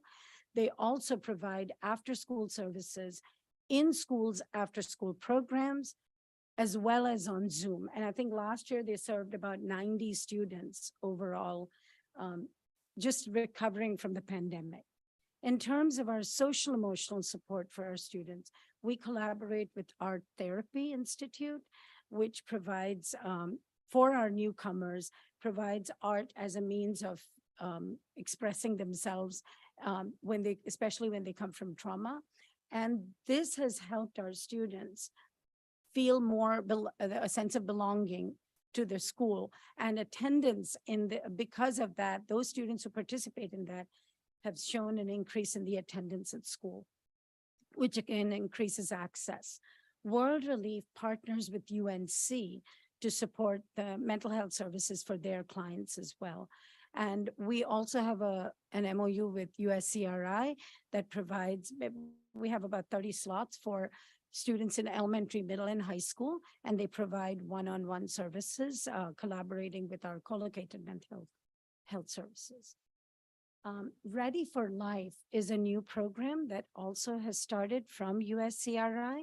This is a program, a 16-week program designed to help our high schoolers navigate not just schools, but life in the US, because many of these students are working part-time and having to be the primary earners for their families and put food on the table. So that's a program that is designed for that purpose, and it's new. Last year, we implemented it in our newcomer program in PLC. So the district response, now next slide, please, is reflected in our schools. Next slide, please. Okay, thank you. The district's response is again reflected in our schools in the same areas of instruction, professional learning, monitoring, and family engagement. So in our schools, in the instructional arena, scheduling is key and service delivery is key. And we have an LIEP that's approved by the state to make sure that we provide the services that each language proficiency level needs. Our newcomer program at PLC, while all newcomers have a newcomer schedule at their comprehensive high schools, this is a unique one-year program that we have designed for overage and underschooled young adults who come to us. It's a small personalized environment that gives them a whole year to adjust to US schools and before they transition to their comprehensive high school the following school year. In our professional learning arena, our schools, in keeping with all our district non-negotiables, the school non-negotiables, they have designed their professional learning around the district's professional learning offerings that support their data. So every school leader has chosen what the data is telling them and has chosen modules and supports that they need. And the key to all of this is really content teachers and ESL teachers communicating through PLCs. That is what will really move the work, because it's not a one-shot deal, but it's a continuous plan of improvement. Schools also have partnerships with their community partners. But in addition, last year, during the pandemic, we had done a Facebook Live event to get our parents familiar with the access test. And we hope to build upon that and add to other areas of English learner services to be able to educate our parents in the benefits of that for their students. So with this, we will go on to our next slide and discuss some of our next steps. So based on all the information you've received, we've increased our PSYOP training to more schools. We've just finished our first round of training this past Tuesday. We are still running our ESL add-on program, which will end on November 19th. That has been a program that is for gen ed teachers to add on ESL certification to be able to support the students in their classroom. And this is the 15th year and going strong. We have expanded SIOP to SIOP for administrators. This is a specific guide for our principals who would like to implement the SIOP model school-wide. Not only does it support English learners, of course, with specific benefits, but because of its focus on academic language growth, that supports all students to be able to improve our outcomes in all our tests. Of course, it has special benefits for English learners. We've just begun discussions about an evening academy option for some of our newcomers. And of course, our graduation coaches, we meet with them quarterly to ensure their caseload and readjust their services accordingly. Most of them are either social workers already, or they're in the process of acquiring a social worker or counselor license. So they provide a very holistic type of support for our schools, communicating with student services, ESL teachers, administration, and they're front-facing with students on a daily basis. And with this, thank you again for your interest in English Learner Services. I will turn it over to Dr. Hardy. We're at our next stop for questions and discussion. Thank you, Dr. Hardy and Ms. Ryerson, for this presentation.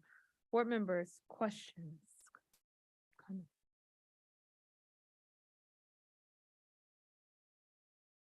Ms. Valladares? I guess I will go first. Mr. Reyes, thank you for this presentation. You know, it's definitely, there's so many different layers to this.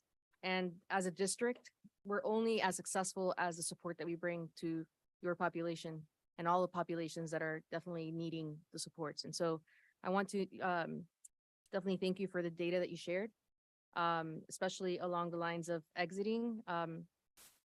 You know, exits. Those exits to me represent our students are growing out of a program that is not meant to be a lifelong thing, you know. And I speak as somebody who, and I shared this with you when we, you know, that I was an ESL student.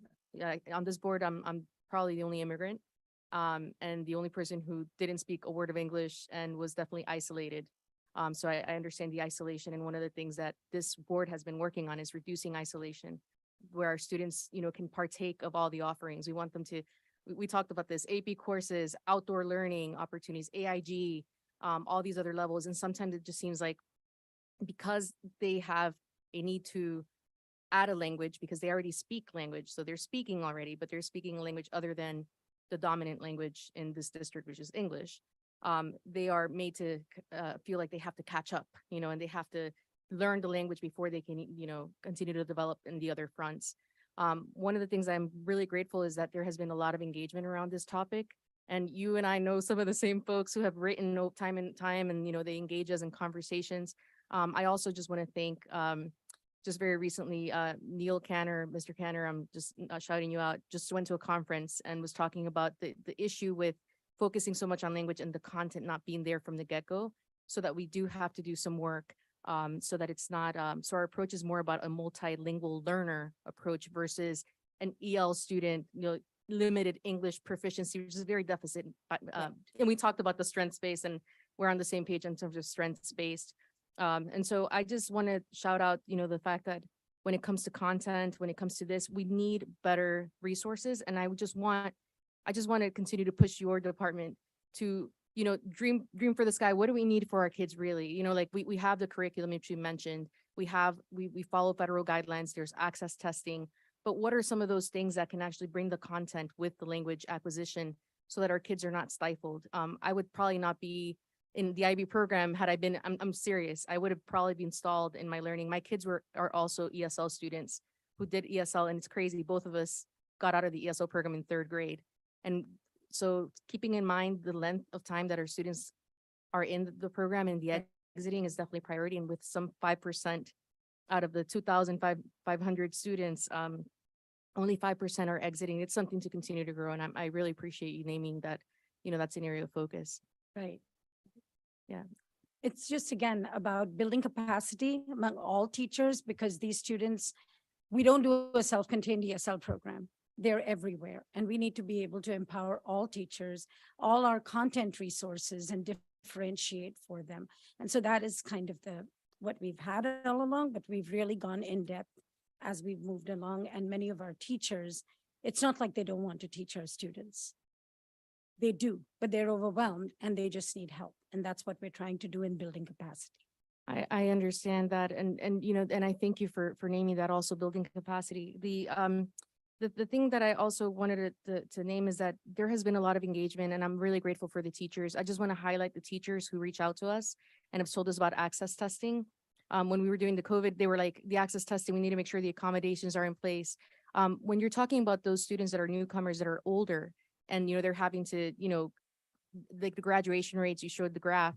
I have one question specifically about access testing. There's, guidelines, and, I'm so grateful that the State Board of Education, DPI, has like guidelines for testing. Right. And so they have this one, they just published for 2022, 2023, that just talks about access and then the alternate. So so you have the alternate option for kids who have disabilities. And I'm wondering if, for the data, I would love to see the data of how many students are using the alternate access versus the regular access for those groups that need that. Right. So the alternate access is really for students who are on extended standards. And they don't take it in kindergarten. It can only be taken from first grade on up. So that's something that only those who are on extended standards can take them. And those are the ones that get accommodations. On the regular access, it's only students who have regular learning disabilities who may need accommodations. But otherwise, it's supposed to be an assessment that is taken by all the students. So I know you said something about newcomers who come to the high school and access. Was that related to that? So yeah, access the WIDA standards and all that. My main thing is that we are providing the alternate option, as needed, and that's something that we continue to do, to just continue to be really receptive to the needs of students. And the concern about the testing accommodations, but also even the classrooms. Folks have reached out about dead spots in a lot of schools that are, particularly schools with ESL teachers, and the fact that some of our curriculum is accessed through technology, and the multi-factor authorization becomes like a hurdle for them to access those necessary resources. So I'd love to just see a little more with your department in analyzing whether the children in those spaces are actually being engaged with actual curriculum, content-based curriculum, not just the language, but the content. Yes. And if there's dead spots, we need to get on it and make sure there aren't any dead spots, because every child deserves access to a fair and equitable education. And so I'd love to, I've heard from some ESL teachers about that. And I'm just wondering if there's a district, and this is more for the district, an approach to really assess where are we having dead spots that teachers can access their MFA to get onto the servers to be able to access the content. And if not, then we need to invest in, the curriculum, textbooks. I mean, we need to have like materials and hopefully outdoor, all the beautiful things. The ESL department should be like the AIG department. I was listening to the AIG presentation and also with Ms. Parrott in that committee, and I was hearing about the ways that we're approaching that with innovation, with all that. It's the dream that I have. ESL students should not, that's not a deficit, it's a strength that they have another language. Right. Thank you. Thank you. I'm gonna go to Ms. Chavez. Right. Thank you. Thank you, Ms. Reyes-Sam, for your presentation. And it's great to just get a deep dive into ESL. And I asked you a lot of questions the other day, but I wanted to say, I also appreciate the data. I think data is so important for us to just get an understanding of where we are and where we're trying to go. And I can see in the data also that we are still trying to come back from the pandemic, and then I think accelerate, continue to accelerate. And I'm also glad that at this point, one of the focus points that you have talked about is really looking at examining the ESL student data throughout the whole school and kind of bridging that connection, supporting all the general ed teachers and really having more information about how to serve their ESL students well. I think that we all want these, our ESL students to successfully get through the ESL program, master English language proficiency and meet the, the proficiency standards that have been set. I have one question, and based on your research or also things that you have just seen over time through ESL practices, I'm interested to know what factors you've seen or learned about that most increase students being able to successfully master English language proficiency and exit the program in a timely way, whether that be parent engagement, consistency in ESL teacher, strong social support. Just interested in what you see as those factors being that support our students most, our ESL students. Thank So you. I would say all of the above, but the key really is to make that language learning and grade level content consistent all the time. It's not learn the language first and the content comes after, because that's when they fall behind.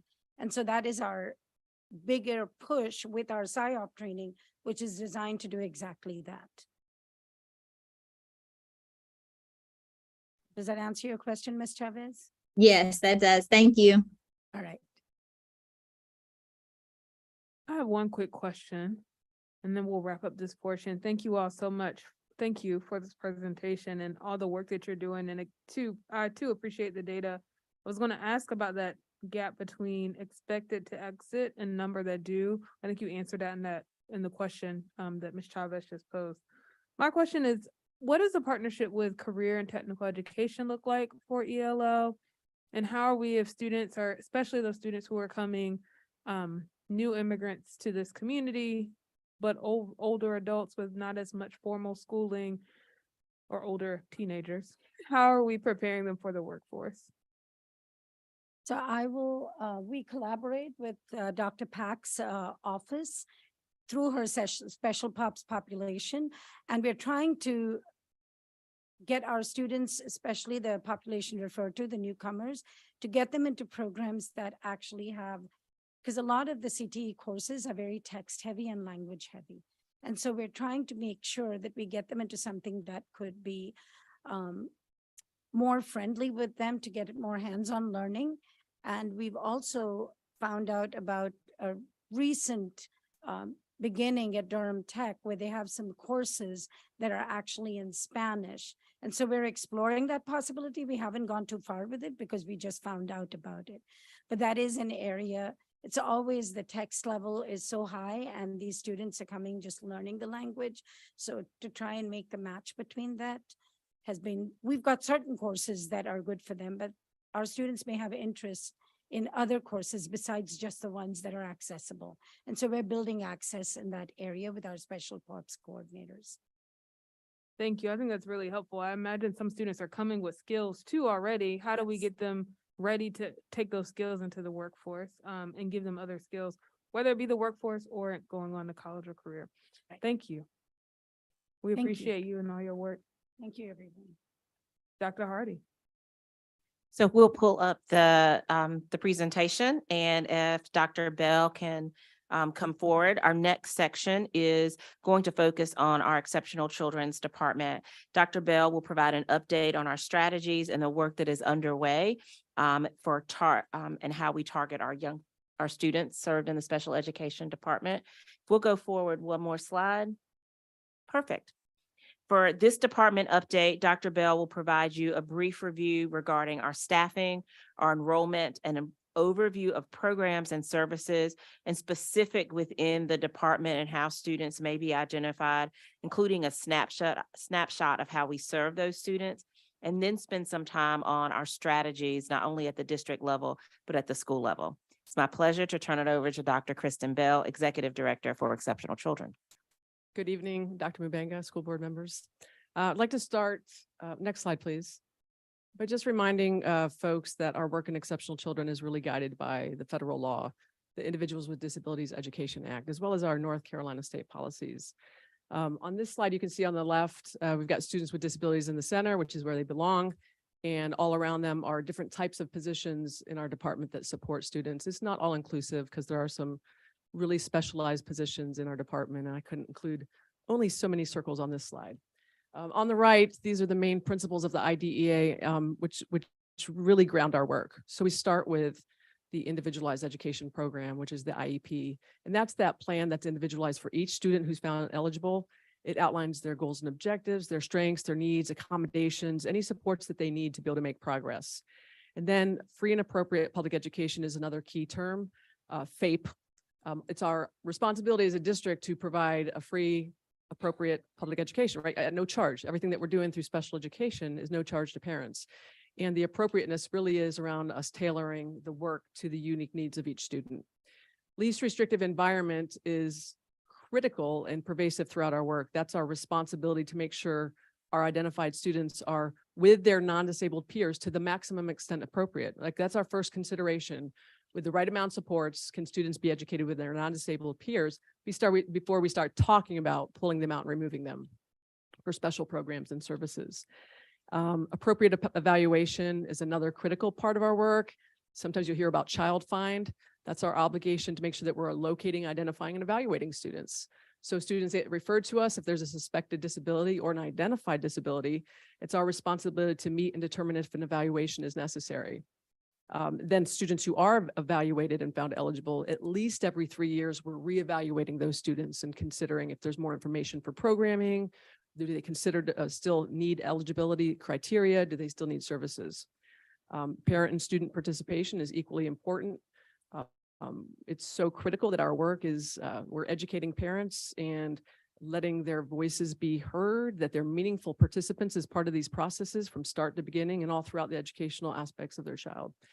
And then finally, procedural safeguards is making sure that we're notifying parents of their rights and responsibilities in education, that how they can participate, and if there are disagreements, how they can mediate and find dispute resolution options to resolve the conflicts. Next slide. So we allocate a lot of school-based staff to support the programming for students, and this slide essentially talks about how we do that. We initially allocate staff based on child count at each school, and then of course we dig a little bit deeper once we look at IEPs and what's needed really to implement those IEPs with fidelity, because that's our legal obligation. And then we always work closely with principals if they feel like they need more based on individual needs of students. Next slide. This slide reminds us of the strategies, and just really quickly, I won't read through these. The 5 strategies really around recruiting and retaining quality teachers, providing quality professional development for school and district leaders, as well as EC teachers, and implementation of research and evidence-based programs and practices throughout pre-K-12. And then finally, how we create positions in an organizational structure to maximize supports to the schools. Next slide. On the left here, we'll show some things that we currently have in place. There's tons of things in place, but just to highlight a couple. We've been working with the Hill Center to provide some science of reading instruction to our middle and high school teachers. They usually get left out of that kind of instruction. Got so many students at that level that still need support with reading. There's still massive gaps sometimes.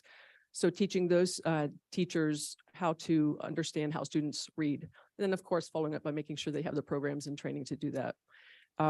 Our elementary teachers, our EC resource teachers, are involved in the letters training that you've heard about. And of course, we've done a lot of work this year with exploring math programs. We had worked with a small group of EC teachers to research some programs, make recommendations. We adopted those and starting with a small group of schools this year to implement with hopes for full implementation for next year. I'm also really proud of our monthly ECB beginning teacher professional learning. We're doing those half-day sessions for our teachers that are at their first year. This is their first year teaching, or they're into their second or third year, and really tailoring those sessions because we know that they need really more intensive support because they're just brand new to the field. And then finally on here, I'll highlight our administrator training. That's ongoing. We had a great August 2-day intensive training for administrators, and we're doing monthly EC, what we're calling EC primetime sessions to hit key topics that we're doing virtually. And then our school-based data reports are something that we're providing monthly to principals so that we are having meaningful conversations about the data, what the strengths are at each school, and where we need to improve. On the right, in progress this year, this is always in progress, making sure that our teachers are using research and evidence-based practices, specifically for literacy and math, but we also do that for social skills. We continue to complete student evaluations that were delayed by the pandemic. I think it's important to know there was no leeway given by the federal government. There was no pause and go, hey, you're okay. You don't have to do this for a while because it's a pandemic. So all of those expectations of the IDEA continued. And we got behind because we didn't have access to kids for a long time. Then we had staff, right? We had staff that weren't available to come in and even do those evaluations. So we're making really important critical gains in that work while we continue to receive new referrals all the time from parents and school teams. And then finally, in progress this year, just continuing to support our teachers with collecting that critical data on the work with each IEP to make sure that what teachers are doing is impactful, and that if it's not making the difference, that we know how to tweak and make changes. Next slide. I'm just going to highlight a couple things because I think I've talked about a lot of these already. On the right side, key accomplishments that will happen by June. The training is really critical. You'll see a lot of that as a theme. I won't repeat that. That's a big part of our work because we know we have our staff have to have the tools to meet the complex needs of our students.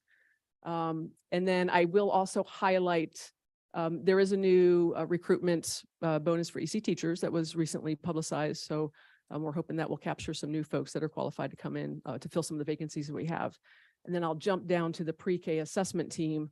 We did add we have 2 teams. We've added a 3rd team, a lot for the same reason of catching up on referrals, but also continuing to meet the increased demand of new referrals that are coming in for our youngest learners. Next slide. Get a little data on this next slide. Ultimately, we do child count for our learners age 3 through 21 that are eligible. And we, at our most recent December child count 2021, which is where things are verified by the state, we had 4,288 students. You can kind of see the slide, the graph below that shows the trend data. We were on an increase over the past couple of years, and then the pandemic, we lost some students, and we're in process of regaining those students now. A lot of students are coming back to us that we hadn't seen in a while, a lot of new students moving in with needs. And at that point in time, students with disabilities comprised 13.7% of our overall district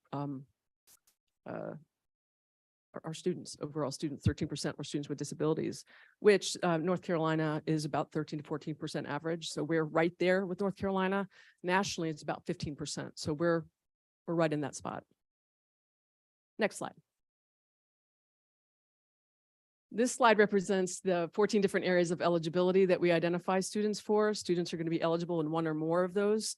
And it shows over multiple years just the percentage of students found in those different areas. So we have what we call high incidence and low incidence. High incidence are those areas where we have the most students being found eligible. And we're right in line with national North Carolina trends. Students with learning disabilities, autism has grown significantly over the past 10 years, not just with us, but nationally. There's a lot of reasons for that. Changes in evaluations, it broadening as autism spectrum disorder. Other health impairment has grown. And speech language disorders, as well as developmental delays, are our highest incidence areas. All of them are important, and all of them are really, I guess what's most important is the student behind each one of these, right? Because each child behind these data points is an individual child that has unique needs. Next slide. This slide shows, it's kind of reflecting again on the conversation around least restrictive environments. Most of our students are educated in the general education program, in general education classrooms, which is what we would call the least restrictive environment. And as we go up that pyramid, we become a little bit more restrictive. So we'll have students in the general education classrooms that may receive, the EC teacher may be pushing into their classroom, and they may also spend part of their day in a resource room being pulled out for some services. We'd also have some students who have more intensive complex needs that may need special programs. So we've changed that terminology over time. It used to be known as, some of you may still say it, self-contained or separate programs. We've shifted that language. It's very exclusive, right, to say that. So our special programs are for students who have really more intensive needs that need that smaller class instruction. Most of our special programs are for students who are on the extended content standards. Those are the modified grade level standards, and that's where the EC teacher is teaching that core content. Students on the general education, they're getting that core content from the gen ed teacher, and then they're getting the special education, which is supplemental. It's not replacing core instruction. Special schools, we don't have special schools in Durham Public Schools. There are some districts that do, where that school is dedicated for students with disabilities. We do not have that in Durham Public Schools. And then homebound and hospital would be the most restrictive because that's students who can't come to school for various reasons, medical, behavioral, and they really need that one-on-one with the homebound teacher. Next slide. Our most recent data poll here in October, I think it was just last week, shows that if we combine the students that are inside the regular classroom 80% or more of the day, and even within that 79 to 40% of the day, they're getting a range of co-teaching and push in and pull out. That's about 85% of our students. So that's what this slide shows. That's most of our students getting core instruction, push in, pull out. And then about 13.4% of our students are getting that special programming, more intense services. And then the 0.56 is that smallest percentage of hospital homebound mostly. Next slide. On our next slide, yep, proficiency and graduation rates over the past couple years. We see that low point there in 1920, obviously because of the pandemic. I guess what I want to highlight here is we were kind of on an upswing before the pandemic on some of these data points. Not great, a lot of room for improvement, obviously, right, with proficiency and graduation. But I think the important thing is here is the importance of collaboration between general education and special education.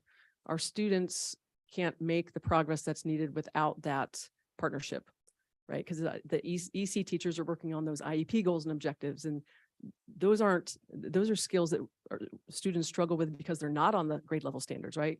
And then our students also have to master and make progress towards those grade level standards. So both of those are expectations, and both have to happen concurrently. Can't do it without the partnership of EC, Gen Ed, and the support at the school level from the building principal to make sure all those things that need to happen. Next slide.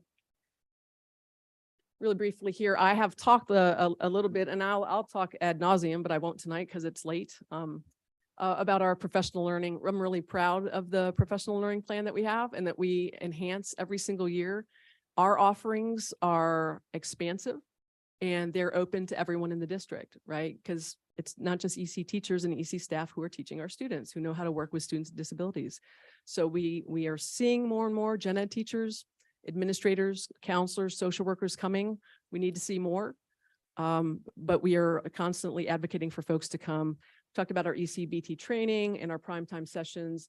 Our principal collaborations are key. We're meeting monthly or quarterly with each principal as a team to look at their data, talk about what's working, looking at staffing, individual student needs. And that's the first year this year where we actually have those scheduled with every single principal. So that's a big accomplishment. Next slide.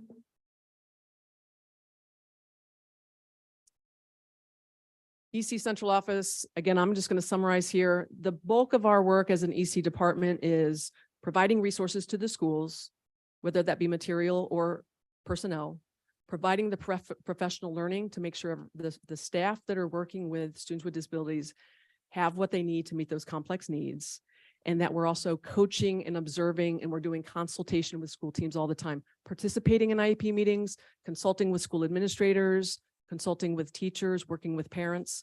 That's a lot of the work of the department. On the school end, it's the implementation of everything, right?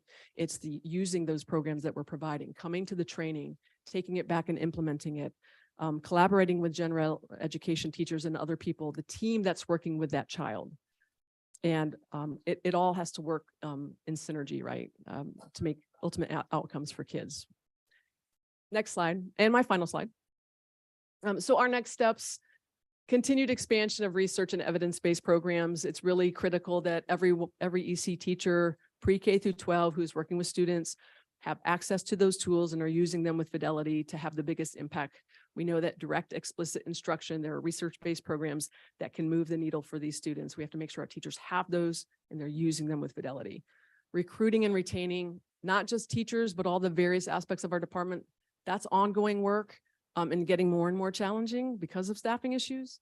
But it's always going to be a huge area of focus for us, supporting with the compliance and the timelines while we get caught up from the pandemic, but continue to manage what's coming in, and spending a lot of time highlighting the work of our staff, right? Celebrations, trying to always do better about that, because I think the work of disability work with our staff is really misunderstood. And often our folks feel unseen and unheard. So we're trying to figure out how we can continually do better to elevate that work. And the same with parents, getting parents to feel more empowered with the process. It's so complex, it's so policy driven, it's very intimidating. So how are we partnering? We're having a lot of conversations about how we can do that better. We have a publication for parents that's coming out quarterly. A lot of the work of our department is working closely with parents who have difficulty navigating the system, but there's always areas for improvement there. And with that, I'll turn it back to Dr. Hardy. This is our final opportunity for questions and discussion. Thank you, Dr. Hardy. I will start, and Dr. Bell, I'll start with Ms. Lewis. Dr. Belt, I don't know. Kudos to you. I don't know where you pulled the energy to muster the last presentation for the evening and for it to be as robust as it was. There are just so many layers and so much work's being done across departments. Inclusion is so important, celebrating your staff, and just again, so acknowledging those things and your resilience and energy to get here and give that. So I learned so much from the presentation. I sent you an email ahead of time, and I look forward to our continued conversation. I just want to highlight a few of the questions that I didn't necessarily hear, and I'm not going to wait for later on as well. Complete the evaluations delayed by the pandemic, and there are no federal pauses. We have a delay. Is there any idea about what that percentage looks like? How much? 30%, 40% are we trying to get caught back up? Yeah, currently, I think that's a follow-up data point that we'll get you. Okay. But I know it's looking a lot better than it was on our last report from DPI because the teams are working really hard to get caught up. But I think we'll follow up on that data point so I don't make anything up tonight. Okay, and then thank you also for the SWD eligibility slide that you shared there. You know, as you're aware that some of the disabilities that occur with EC broadly relate to how students are identified, some inequities that we see around over-identification or under-identification. It was nice to see it by the every year breakdown. I would like a follow-up also, speaking of data, if we can get the SWD disaggregated by race. And then along the same lines, this goes to the question I had asked earlier about twice identified, twice exceptional. What percentage of our students are twice exceptional, are receiving services, and like what is our stretch goal to increase that identification? I appreciate our EC being right there in the center and all the bubbles around it. I didn't see AIG in there as one of the little bubbles, but you see you couldn't include all of them, so I get that. But if I could also just hear a little bit about, then this may be a follow-up point, what percentage are twice identified? And then our current vacancies. Is that a follow-up as well, or did you have where our current vacancies are with EC? I know you mentioned these I have some recruitment bonus. Let me get to the right page on that. I do have that. How many current vacancies are there for EC teachers, instructional assistant supports? So EC resource teachers, and this would be K-12. We're currently, based on the data that we have, and it's changes daily, is about 20 resource teachers. And with special program, it's about 19. It is 19. 19 vacant teachers. position. Yes. Vacant teacher position. Vacant teacher. I got it. And then with IAs, their instructional assistants currently 14. So that's over 52. Now that does not also include, we have some vacancies still with like speech language pathologists, occupational therapists, and some, I think at least one or two psychologist positions, as well as some positions with the new preschool assessment team. We still have about 4 facilitator vacancies, EC facilitators, as well as a behavior specialist and adapted curriculum coach. So, but the ones that I started with, I gave you the numbers, are the school-based positions, which are the most important ones because they're working with children directly. Thank you for pulling that data. That's alarming. And I know that a lot of work is happening. We just recently had the job fair. Hopefully that will get some more traction, and then just being able to publicize what these incentives are. I know it's throughout the nation, but DPS is a place to be. So what can we make sure that people understand that this is a good environment with a lot of support for our educators? That really is alarming to hear those numbers. For the least restrictive environment, as a follow-up, I would like to know also the data of how this is seen or broken down by grade and race as well, the least restrictive environments, the 4 areas that you had. We can get that also broken down. And you mentioned about information and empowering parents and not trying to be intimidating around those. I'm glad to hear that. Are there any specific communication strategies happening right now as a part of that increase in this empowerment, access information to parents? You mentioned, Ms. Parrott mentioned, I always want to call you Dr. Parrott. Ms. Parrott mentioned the 2E program. If you have more than one master, she should be a doctor. She had mentioned 2E programs.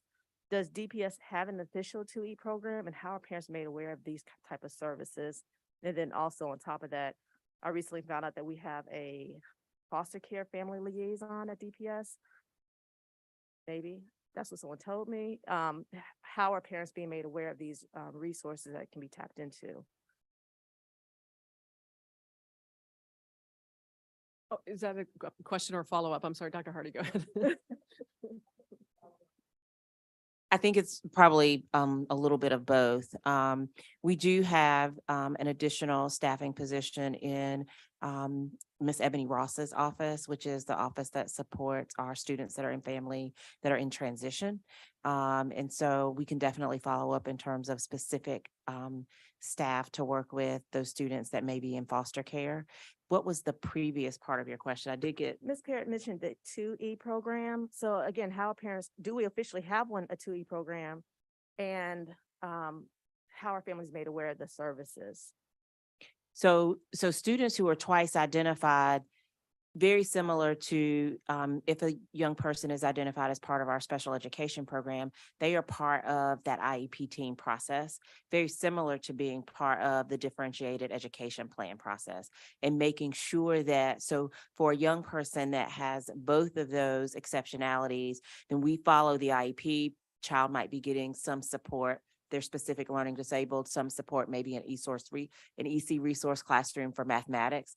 If I am identified AIG in literacy, then I might be getting some additional acceleration opportunities in the area of literacy. So we have a responsibility to make sure that if I do have both of those needs, that I'm supporting both those needs. And that's where those 2 plans come into play at the school. And then Dr. Bell and Ms. Parrott staff, so our ECFs and our AIG specialists are working with the principal and the teachers to make sure the schedule for that student meets the needs, so that I'm having access to where I need to, the core content. I'm getting my acceleration, but also I'm getting access to what is specified in the IEP. So just to say, thank you for that, igniting limitless possibility potential for our children. I would like to hear more about a communication plan to make sure parents are aware of this. I talked a little bit about the training from the AIG specialist, but also making sure I'm aware our EC is just being able to stretch our kids and having these services available, and communication with parents about these availability of services. Sometimes you don't know what you don't know, you don't know what to ask, but you know there's something there special about that your child that you just can't pinpoint. We do have services for that as well. And then the last thing I'll ask, my last question, y'all. Dr. Bell, you had previously mentioned a school EC report card inclusive of training, student growth, suspension, percentage of least restricted environments and school programs within the school, and parent surveys. You didn't mention it today, but in work we talked about before, the school report card. I was wanting to know if that's something that's still on the radar for the EC department, having something like this. It's similar to an equity dashboard, so that parents will know what services are in which schools and where the statistics are there. I would say that's also something that we can definitely follow up with, that because that would be a partnership with some other departments. Yeah. Thank you. Any other? Ms. Byer? So thank you for bringing forth the voice of our special and complex, amazing students. And as I've had the chance to be in schools, it does feel like we're over the pandemic and we're back in person and having more families in our schools. And it's, finally exciting. But what I want, and I hope you'll convey to our EC staff, is our deep gratitude for the work that they do, the complexity of the work that they are doing every day. Those days are long in our special programs classrooms. And sometimes you don't see the growth in the same ways that folks in the more general ed population do. And so you see it in different sparkly ways, but I'm just so appreciative of our people. And I appreciate hearing the vacancies and looking for more data and asking tough questions. But I hope that you could convey the gratitude to the people that are doing this work as you go and help lead kind of finding the ones that are still in the pipeline that need to be found and brought in. It's glorious work, but it's hard. And so thanks for conveying that, at least from this board member. And also want to know kind of from you about your work in the growing together and the regionalization. Are you at that table? Your team is at that table because you already have some things regionalized. I just want to make sure that as those conversations, and they left, which I understand, but your voice and your department's voice in that is super important. Do you have many thoughts on that growing together and regionalization? Yeah, and thank you for asking that, if we have a seat at the table, and we absolutely do. We've been at it since the very beginning conversations and all throughout. I know from my team, mostly I've participated when I can, but Krista Saunders on my team, who's our EC director of special programs and behavior support, has been the constant and working really closely with Mr. Palmer on that work. So they've been, the district's been wonderful about making sure that we're included in that, and we're grateful for that. Thank you for asking. Ms. Valladares. Thank you so much for this presentation. I'm kind of still stuck on the fact that DPS is doing, when it comes to subgroups, including the EC subgroup, children with disabilities, we're outperforming the state average. Like, we are doing better. I mean, based on growth. Actually, I should be specific. This is about a chart that is not in your presentation, but it's the one before, where it talks about percentage of schools meeting or exceeding growth by subgroup. It seems like, for some subgroups, particularly children with disabilities and including English language learners, limited English proficiency students, it seems like we are doing better than the state average. Now, have we always been, is that something that maybe we can talk about, like a recent thing, or have we always been better than the state average for growth? I think that's a follow-up data point to look at the trend data on that. We can go back so many years and look how we've changed over time in comparison to the state. And that can be something that we follow up with. That's what I was going to get to. Absolutely. If that, you can include that in the follow-up. We will. Thank you. Yep. Thank you.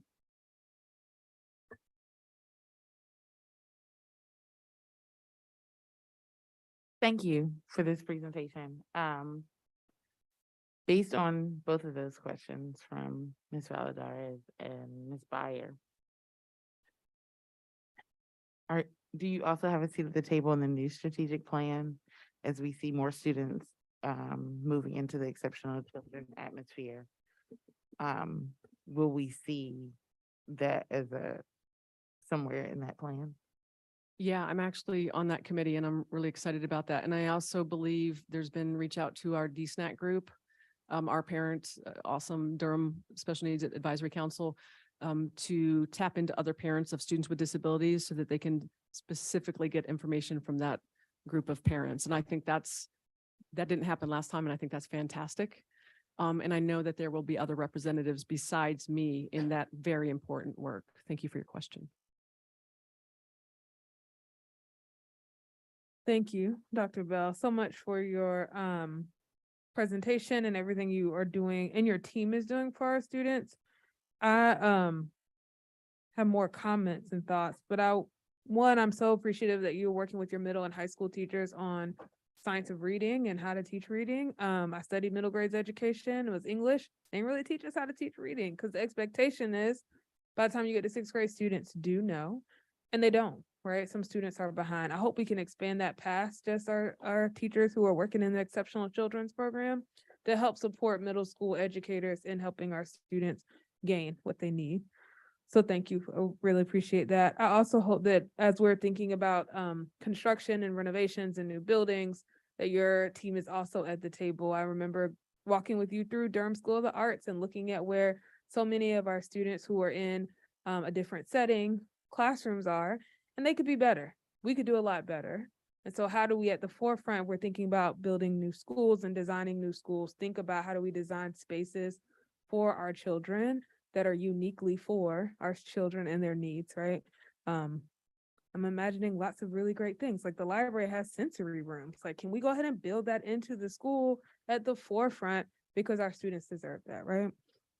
And then my last thing is we have the proclamation that's coming up after this about October being Disability Awareness Month. I would love for us, give public affairs some work to have a feature on you and your team and the work that's happening in our schools every October. That's just a thing that happens because you all are doing really hard and good and challenging work, and our families love what you're doing. We need to be highlighting that.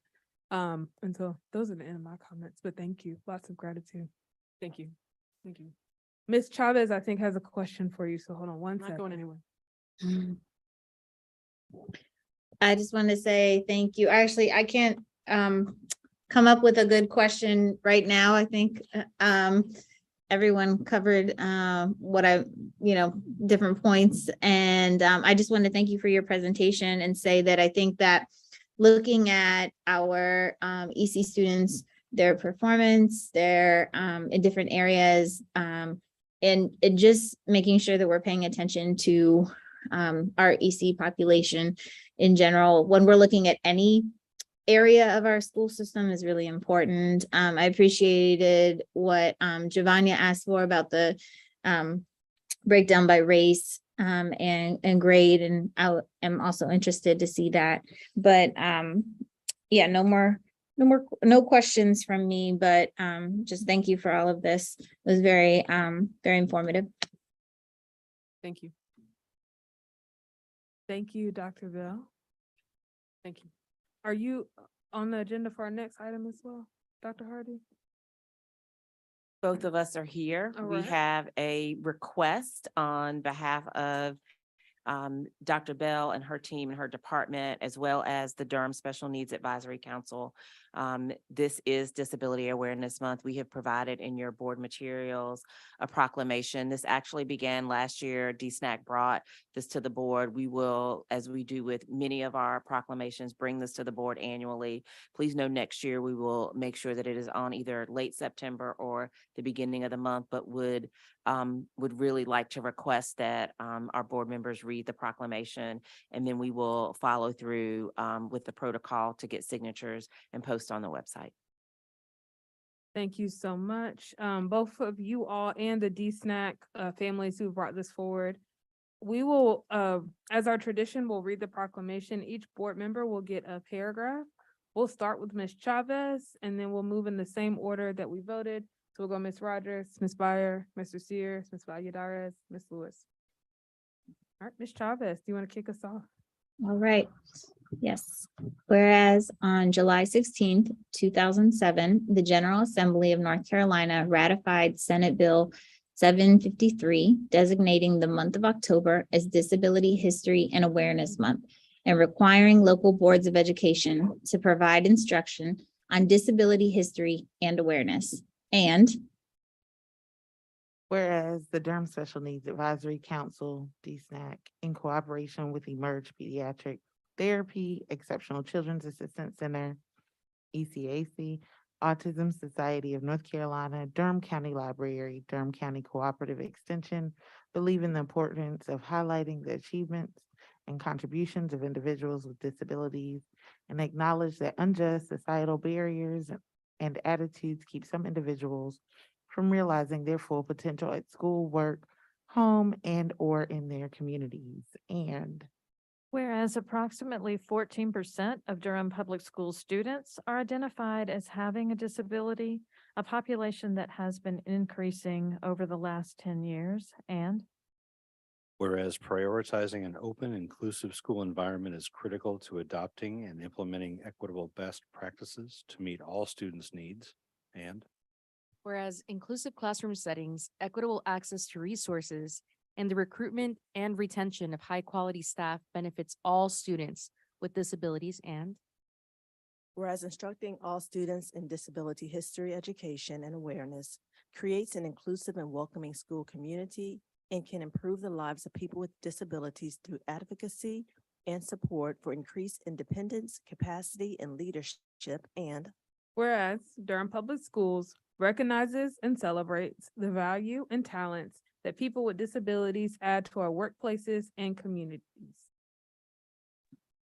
Now, therefore, be it resolved that the Durham Public Schools School Board does hereby proclaim October 2022 Disability History and Awareness Month for Durham Public Schools and recommends that all schools implement programs and special activities to instruct all students on disability history and awareness. And Be it further resolved that the DPS Board of Education encourages administrators to support educators across grade levels and content areas to acknowledge Disability Awareness Month and use resources that are inclusive of all of our diverse learners. And be it further resolved that the DPS Board of Education calls on all students, educators, and community members to observe Disability History and Awareness Month and advance efforts to support and advocate for individuals with disabilities. This the 20th day of October, 2022.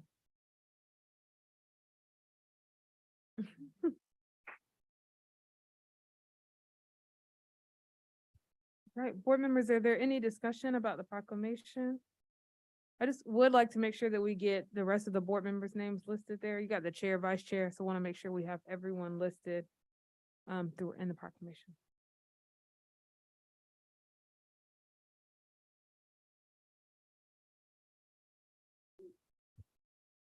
And just one more, the one that I read had the two words fused, and retention. So whereas inclusive classroom settings, the word and space retention. I might just need one more read through because there's a couple of places where words are together versus just needing a couple spaces. With those edits, I would take a motion. I move approval of the the resolution for Durham Special Needs Advisory Council DSNAC Disability Awareness Month proclamation. Second. It's been moved and properly second. Any other discussion? Ms. Chavez, this is Emily Chavez, and I vote aye. Ms. Rogers, aye. Ms. Byer, Aye. Mr. Sears. Aye. Ms. Valladares. Aye. Ms. Lewis. Aye. And I vote aye as well. It passes unanimously.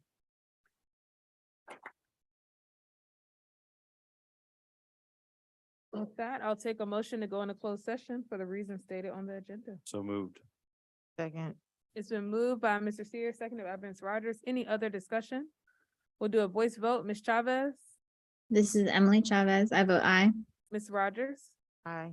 Ms. Byer, Aye. Mr. Sears. Aye. Ms. Valladares, Aye. Ms. Lewis. And I vote aye as well. We are now in closed session.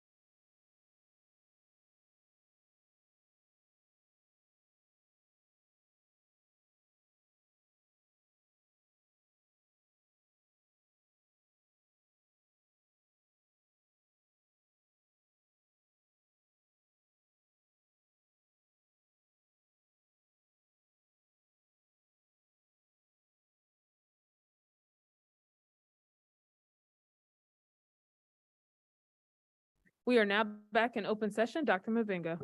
Madam Chair, I'm here to seek for your approval for the personnel report as discussed at the closed session. Move approval of the personnel report dated October 20th, 2022. Second. Been moved by Ms. Byers, seconded by Ms. Rogers. Any other discussion? We'll do a roll call vote. Ms. Chavez, This is Emily Chavez. I vote aye. Ms. Rogers, Aye. Ms. Byer, Aye. Mr. Sears, Aye. Ms. Valladares, Aye. Ms. Lewis, Aye. and I vote aye as well. Passes unanimously. With that, we are adjourned.